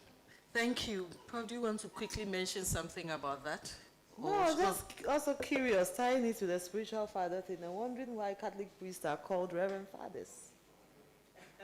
Maybe Reverend can give us some education. Is it so that those who don't have fathers could look up to them as fathers? Oh, but you know, the Methodists and will say Papa. We call Osopho's Papa. So it's not a charismatic thing. It's been there. No. It's the concept of spiritual. So when the Presbyterian will say Papa is father, but there is also I get the concept of the spiritual father, who some of the people want them to even walk them down the aisle, and not their biological fathers or any father figure. So I get the concept where he's coming from, and not the general Papa or Reverend Father figure that we have. And yes, that is okay. I will give you. Sorry. Yeah, please go ahead. 1 minute, so that we can wrap up nicely. My name is Nana Benyin, and I am looking at an angle that probably is bringing about this spiritual father thing. And the angle is that the father himself, that gives, sorry, I think the mic went off. Okay. So I think there is a spiritual connection between a father and a child.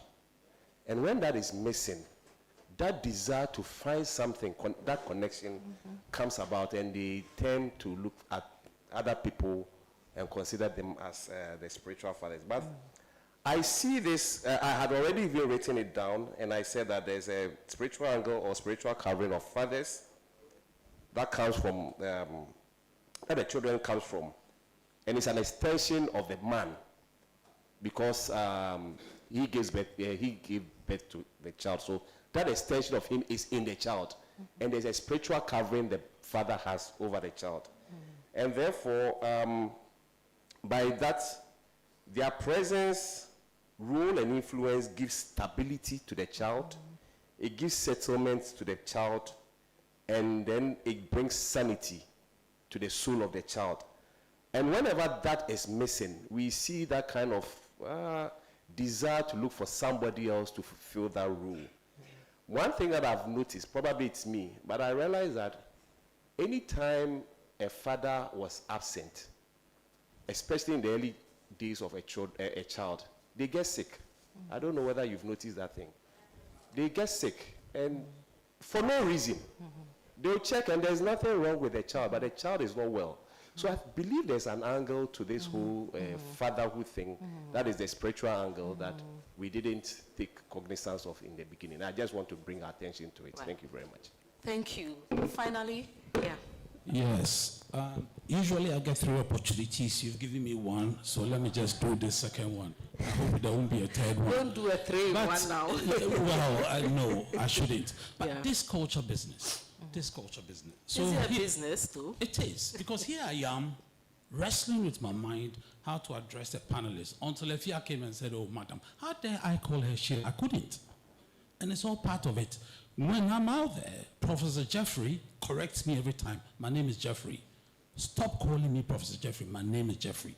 But you find yourself here, you know. So, Madam Sheila, I think that's, and if I... all of that was intro to your contribution. You know, I'll just call you Madam Destiny. I have a few questions that Ask I think... only one. Your intro took the first question away. So then I'll restrict it to Madam Sheila. Okay. When Mommy and Daddy left at age 2, and then you ended up in Granddad, many years now, did you ever feel, what did I even say? Were you bitter anywhere along the line, or did you feel bitter against any of your parents, especially your daddy? Okay. Thank you very much for making it brief. Sorry. Yeah. Can I go on? Yeah, quickly. Very quickly. Yes, yeah. You know, as a child, every child wants an ideal world where you are living either with both parents or at least with one parent. So for me, going through childhood, there were periods of bitterness. But when I grew up, I realized that the values I got from my grandparents were invaluable. And for me, it's made me who I am. Yes, from about 11, 12, in secondary school, my grandfather had a stroke, so we couldn't go there again. Different aunties for different holidays. For me, I think that those values I got from the beginning really helped to push me to where I am. So yes, as a child, that whole thing, you know, in school, everybody and father and mother, where is your mother, where is your father? They are all not there. You are with other people. So yes, I went through that period. But like I said, now in my 60s, I reflect back, even quite early in life, I realized that maybe God purposed it for a reason. So I'm very grateful for that period that I spent with them. But yes, I went through periods of bitterness and resentment. Pardon me. You know, the mother would come, my mother, because we're living with her parents, she would come more often, okay? My father occasionally, but my grandmother, from time to time, they would pack the three of us with a nanny to go and visit my father. Okay, so we had those periods that we would also go, but you know, his environment was a little different. But so it's like we got used to the absent father. Like I said, we kept a relationship with him because he also would do holiday. He would come when the school fees times, come and pay either school, etc. So it was, the contact with him was more limited. Closer contact with my mother, but he got married again. He also got married again. So I keep saying we were in the middle. But somehow, I think that's stability we had from my grandparents. Maybe speaking on my side, I mean, my other siblings may have had a different experience. But from my side, I think it went down for my good. Thank you. Thank you. It all went away. It's okay. Thank you. End of conversation.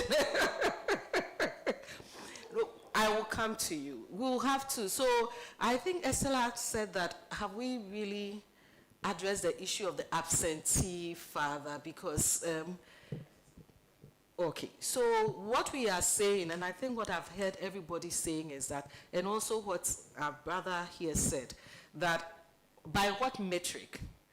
Yes, there is the subjectivity, I think, of the concept, but also if we look at what culturally we expect of fathers, and then what the law tells us to do for children as fathers, so maintenance, protection, making arrangements in the event of your absence, in the event of dissolution of, so there are responsibilities, and that could be the metric by which you would say somebody has been absent. We have established here that physical absence does not necessarily equate absence, like absence as in not being in your child's life. Because circumstance, in my own studies, I studied parents, for 6 years I studied parents who live abroad and leave their children here, so we call it transnational parenting. And I had parents who started when it was just letters. They could just write to their children once in a while, all to the time where, at the time I was finishing the PhD, it was, WhatsApp was in, so it was, but there are still more avenues to communicate, email and other, you know, so it went from 1 letter a month, 12 letters a year to now they could talk. And when you interview the children, interestingly, I didn't get the sense that the children felt they had, they said so long as money kept coming, so long as our fees were paid. In fact, the status of having a burger father was more important.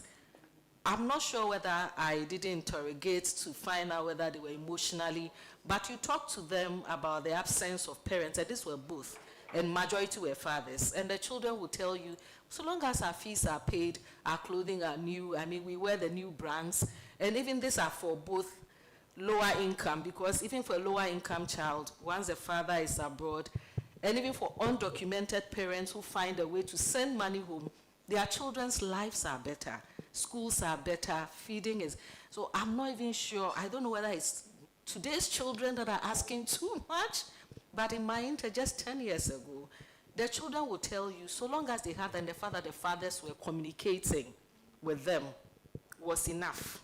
So there are all of these circumstances that lead to a father not being physically present, but they are doing all kinds. So some of the fathers will send you very personal things, like when I'm coming from, so it was between Ghana and the Netherlands. So I'll spend time with Ghanaian parents in the Netherlands.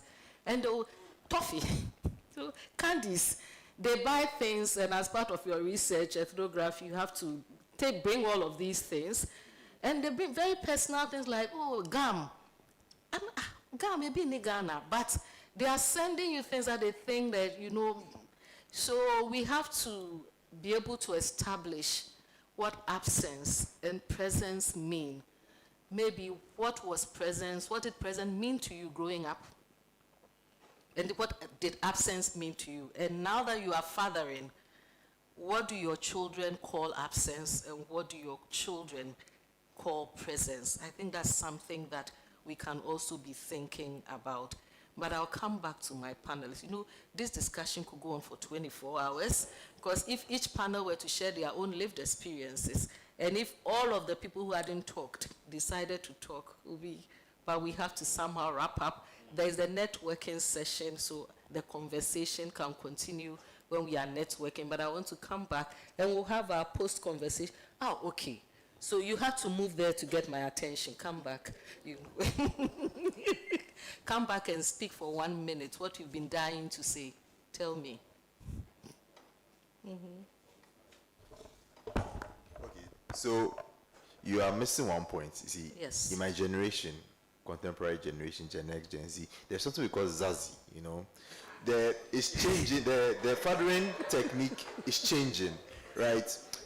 Children, some people call Zazi. Yes, Zazi. You see, the children or teenagers don't miss fathers that much because you have not a phone. Oh, you have a minute. You have an elderly man who is performing all these, providing you with the items you need, providing you with the comfort. For both boys and girls? No, for ladies, right? Oh, so now you are moving the No, I am not. I am just trying to say that there is a new framework where people don't miss having fathers that much because they have it in other forms, right? It exists in a way that... Somebody could also say that is the absence of fathers that push the girls to go for Zaddy. Well, that is what you are saying, but it's not a trend. Everybody wants to have a Zaddy of a sort. Really? But remember, we are talking from all children. We are.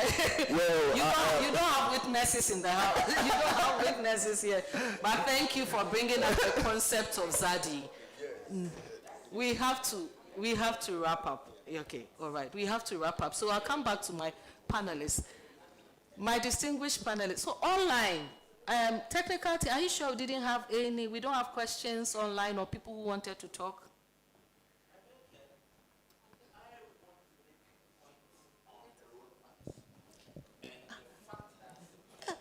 I'm seeing him physically. Is he online?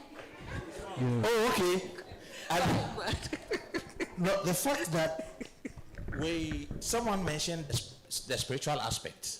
And for me, someone who was raised in church, I see fatherhood as more spiritual than even physical.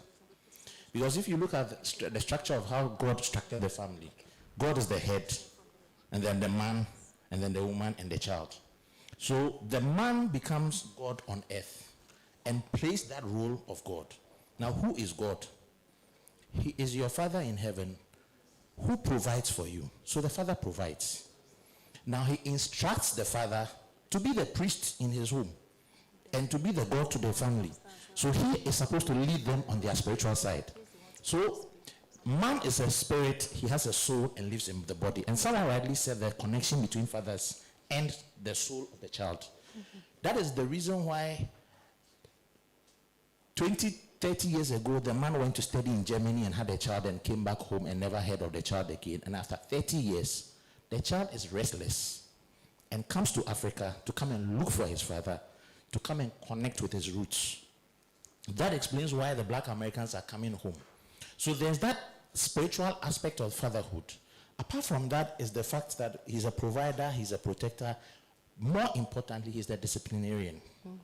And you find out that in homes where the father is not there to discipline them, sometimes when they do something wrong, the mothers will say, oh, the China papa mra. And as soon as ne papa ba, he behaves. So you find out that when these different dimensions of a father are missing, the child is not normal and not complete. And so they desire someone to fill that space. And very often, I think statistics have shown, those statistics are more from the US, that in homes, single parent homes, where the children were raised by mothers, the children don't do too well. So statistics have shown that those in jail, a lot of them were raised by single mothers. In homes where they are raised by single parents by the males, the children tend to turn out better than the other way because of the natural makeup of a man, where men raise children more with principles and logic. I'm seeing a lot of disagreement that could generate into a whole 3-hour conversation again. But there's empirical study to prove. Oh no, but that's the whole idea of this conversation, to evoke us, to let us think. Yeah, so that the man has that father has. Can you wrap up? Yeah. All right. And I've listed these ones. Yeah. The last one is the mentorship part. Right. Now, if you observe, for those of us who watch football, there are 3 occasions where someone scored a goal. Please wrap up. Yes, that's what I'm coming to, about the mentorship part. He scores a goal and he runs into the crowd to go and hug his father or to go and hug his mother. That is the role the parent plays in their child as a mentor. So when he's able to achieve a certain height, he wants to tell his father or his mother that you push me to do this. I've been able to do it, and I'm coming to show it to you. And that is the role a father plays in a child. So especially for sons, they want to tell their father that I have been able to meet the standard you set for me. And it's important in their lives. And when it's missing, then they have a problem, and you see a lot of delinquency and a lot of those things coming up. Thank you. Thank you. Last contribution. If you... No, but she hasn't spoken. You have spoken 3 times. You know that. Yeah, sorry. So I want to say a few words from a lawyer's perspective. 90 seconds, please. So sometimes, it's not all the time that the fathers are absent on purpose. When divorce happens, some mothers use the children as a shield. They weaponize, they fight with the children, they prevent access, but they want the money. So for me personally, by the grace of God, where God has brought me, if you are my client and you are like that, I do a number of things. Either I withdraw from you, or I tell the court to let you know that you cannot be collecting the man's money and not give him access to his children, because the law says both parents must raise the children. Now, why do people prevent their fathers, the fathers of their children, from having access? They claim the man is wicked. Obey your money. He will do this and that and that. Why did you choose that person to father your children? So I think that this conversation, we can't close today. We have to open chapter 2, chapter 3, and chapter 4. And some of the fathers too, when these divorces happen, they also weaponize the money. In our society, whether or not women work or do not work, because of how the systems are structured. In fact, I can say on authority that a lot of women are spending more financially on their children than men. You can argue with me on another day or when we go for the networking. But then, so the women are usually poorer, sometimes because of the caring jobs that they do. Someone says the women are not there. Some women are there. Financially, they are there, present, they are there, everything. So they are not making a lot of their money. So then they struggle and all kinds of things happen. So I think that we need chapter 2, 3, and 4. And even 5. But then every parent must make an effort to put in the you see, you can put in hours, you can put in finance, you can put in prayer, you can put in all the things. And a lot of us too should make sure that we grow ourselves spiritually, so we don't depend on the pastors who want to spiritualize everything and impose it on us as spiritual fathers. Thank you very much. Thank you too. Thank you. So back to my panelists. We are wrapping up. We want your concluding remarks. So let me remind us of the theme that are we seeing more absentee fathers, or is it society that have defined fatherhood in ways that make fathers appear more absent? We have tried to interrogate the issue from different perspectives, but I want you to tell us from where you sit, from what we have said. And like she said, we can't close this conversation, but we have to leave with some, what do you want your audience to remember you by in terms of every child deserves? What does every child deserve when it comes to fatherhood or being fathered? I'll start with you. So what does every child, so if you could start with every child deserves, yeah, I'll be very grateful.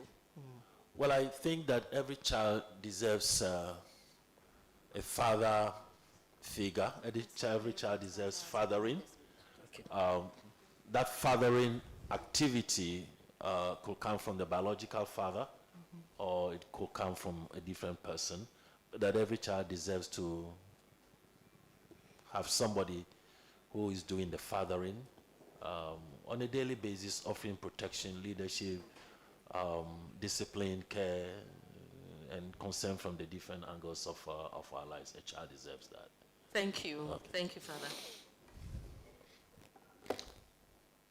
Fathering. So it's Child interesting. deserves. Yes, every child Deserves. fathering. That is really, really important. Whether it comes from the actual father or from a father figure. That's so important. But just one thing I wanted to is the fact that, see, we walk into this fathering role. I think I've mentioned it before. Every function or every sort of role gets training, whether it's an accountant or whatever. Fathers or parenting. Parenting just happened by default. And maybe the question I would leave, because that's just another thing, would be, can there be a system where fathers or whoever is performing the fathering role is supported in some way? Because some are very much aware that they are probably struggling. Who do they go to? Where do they reach out to for support? And I'm sorry, this is raising another avenue, but I think it's a question that, just listening to all the rich conversation going on, the question I'm asking myself is, can there be support for the father or the father figure? Because that's so important as well. Thank you. Yes, bro. I would say every child deserves a father's love, presence, and protection. You need a father to teach you values, discipline. I lost my father last year, and I've become more aware of the values he taught me. Every opportunity comes, and I just hear myself saying, Daddy taught me well. Hey, Daddy taught me well. Because the values you teach, the discipline you give, outlives you. You live a legacy. And so fathering is a learned behavior. The encouragement here is that whatever you are doing, there is opportunity for you to do better and to learn. Like he said, there's no manual, but you could learn to do better. The things you may be doing that are not good, you can also unlearn them so that you become that father who will be missed, like I am missing my father and remembering the many things, the impact he left in my life. Thank you. Yes. So the world is a very difficult one. And so every child deserves a home full of support and a supporting father. Thank you. A home full of support and a supporting father. Thank you. Every child deserves a responsible father. It took two people to bring a child into the world, and therefore it's the two that have to all sort of chip in to ensure that that child grows to become a responsible person. If for some reason that parent, maybe the father, has to be absent, there are ways by which he can still contribute towards the welfare of the child by ensuring that he lives up to his responsibility. Because there are lots of absent fathers, as we've discussed here. So he has to take it seriously. Otherwise, my advice to the custodial parent who, if it happens to be a mother, the courts exist to be able to take such matters to court, for the court to compel fathers who don't want to contribute towards the welfare of their children for it to be done. But in addition, based on our culture, every child also deserves to have others who can help father that child. But like I said, we can't run away from that financial responsibility. It's very key. Right. And therefore, and my last point is that the standards which have been set by the UN, I believe that these are universal standards which came out of a lot of research. In the same UN Convention on the Rights of the Child, there are provisions for alternate arrangements for children if the parents cannot even provide. It talks about the foster care, it talks about adoption, it talks about all kinds of alternatives. All to ensure that somebody takes legal responsibility to ensure that that child grows up well. Thank you. Thank you very much. We will take our post-conversation poll. If the technical team is ready. Yes, but before that, I have to remind you again that we are proudly sponsored by Star Assurance, and there is a rep from Star Assurance who wants to make a few quick comments. All right, okay. Feel free. I'm surprised they said the person wants to make a comment. I was asked to make a comment. Anyway, please can it come back again? The Star Assurance. I want everybody to have a look at Star Assurance whilst I speak. All right, so it says that this program is proudly sponsored by Star Assurance, your solid partner. And it speaks a lot that we take social interventions or things that bring families together or gives continuity, very careful thought. Star Assurance is an insurance company that deals with insuring your property, your homes. In this time of flood, please consider doing insurance with Star Assurance because you may never know what will happen to you. So please, we provide insurance services, and we're also very interested in sustaining families, making sure that any disaster that happens, we protect you. So we are like the rich uncle that you can fall on in case your father is not doing his duties. Call on Star Assurance and we'll be there to support you. Thank you very much. Thank you so much, rich uncle. Oh, sorry, rich uncle. Okay.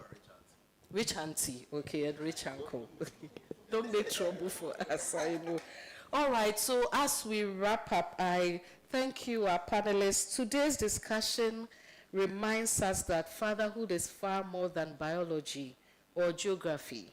It is measured in presence, responsibility, love, guidance, protection, and sacrifice, and discipline. Perhaps our greatest takeaway is this: instead of asking who is absent, we should ask who is present in the work of raising a child. If Ghana begins to measure fathering rather than simply fatherhood, who brought the child into this world, we may find better answers for our children. So that is what our conversation has been about. As you go, I want you to keep thinking, is absentee father a wrong label or an unfair label to place on fathers whom we think are not stepping up to their responsibilities? Or whoever we are calling absentee fathers, are we labeling them unfairly?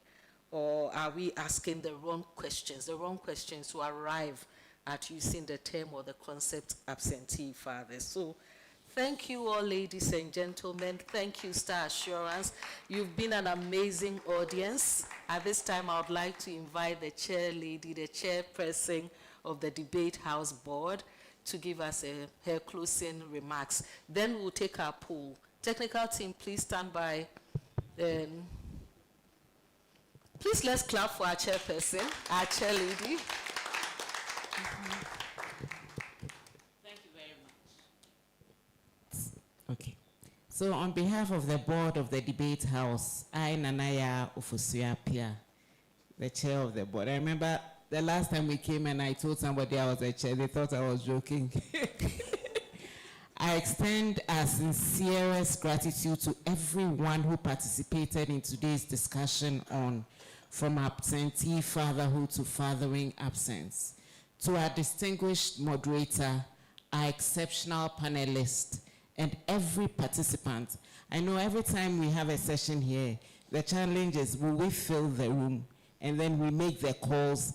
Everybody that we call, not everybody comes, but when we have a full room like this, we are really appreciative of you leaving everything that you did to be here.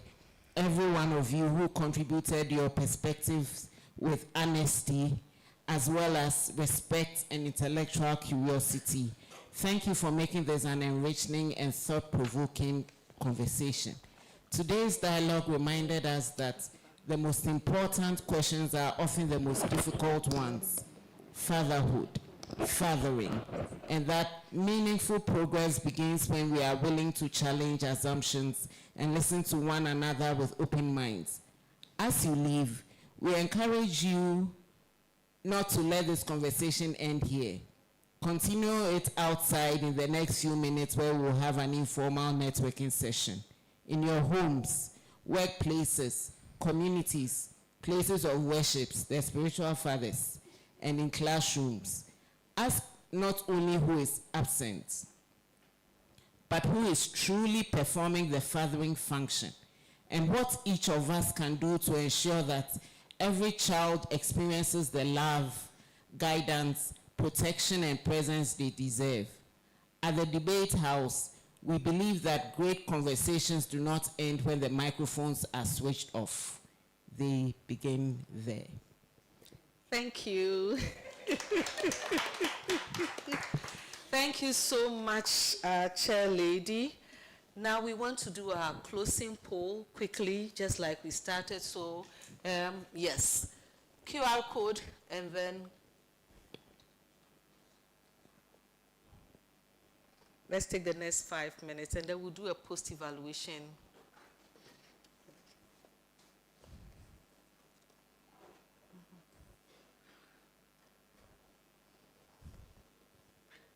I don't see people doing the post. Oh, you already? Okay. All right, so question 1. Done. Okay, so can we move to question 2?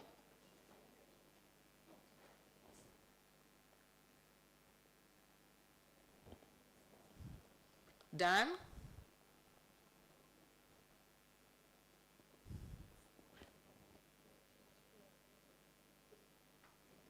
Is question 2 not? Yeah, where's question 2? Or is it just 1? They are waiting for.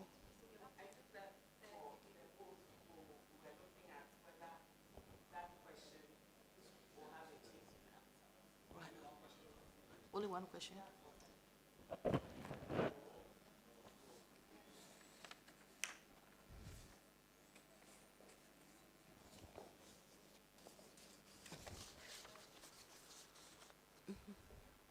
Only one question.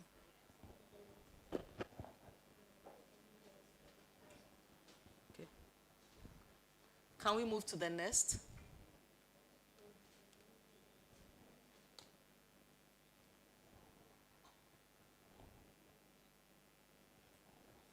Can we move to the next question?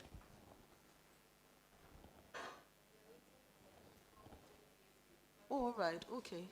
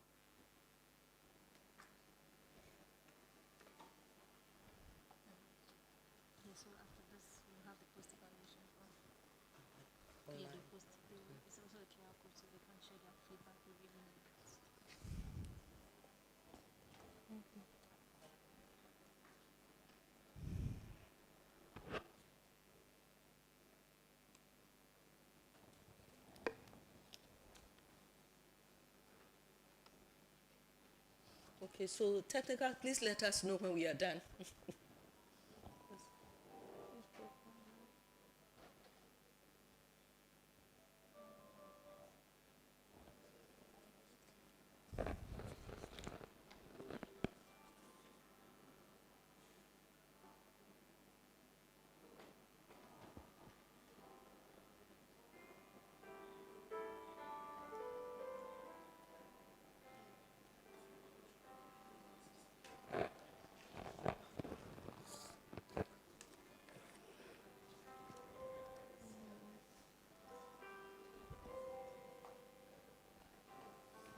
Okay, so I think we're on the last question.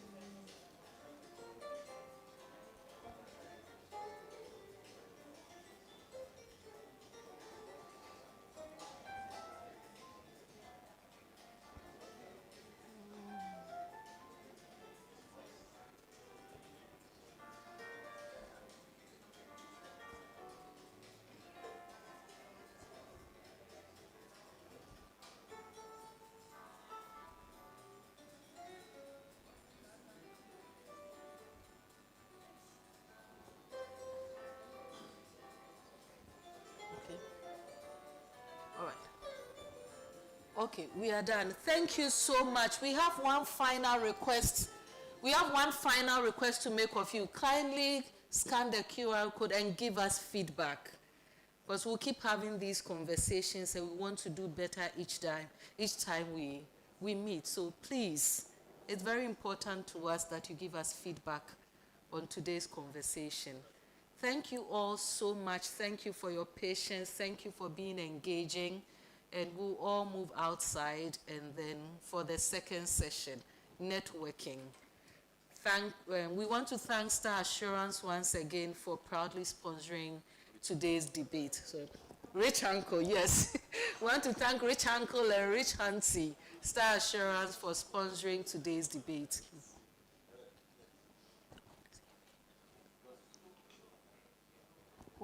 All right. And then we'll show the results of the pre and post will be, on the screen. Okay.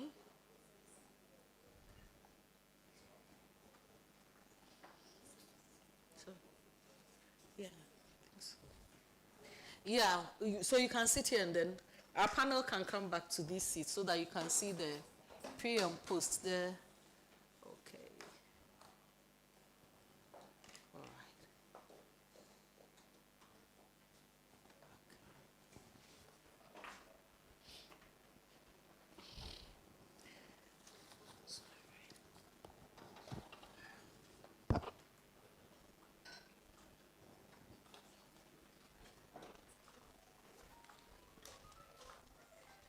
Do we need to comment?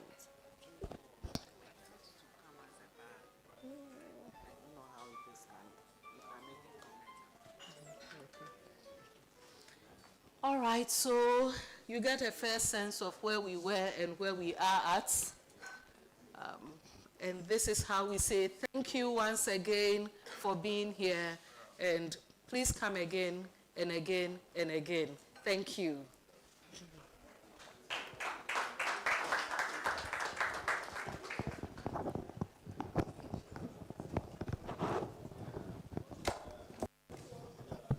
So there's a mini buffet outside and there are drinks. You place your orders and your drinks will be brought to you. And once again, we thank you for coming and we thank Star Assurance for making this a wonderful experience. Thank you very much.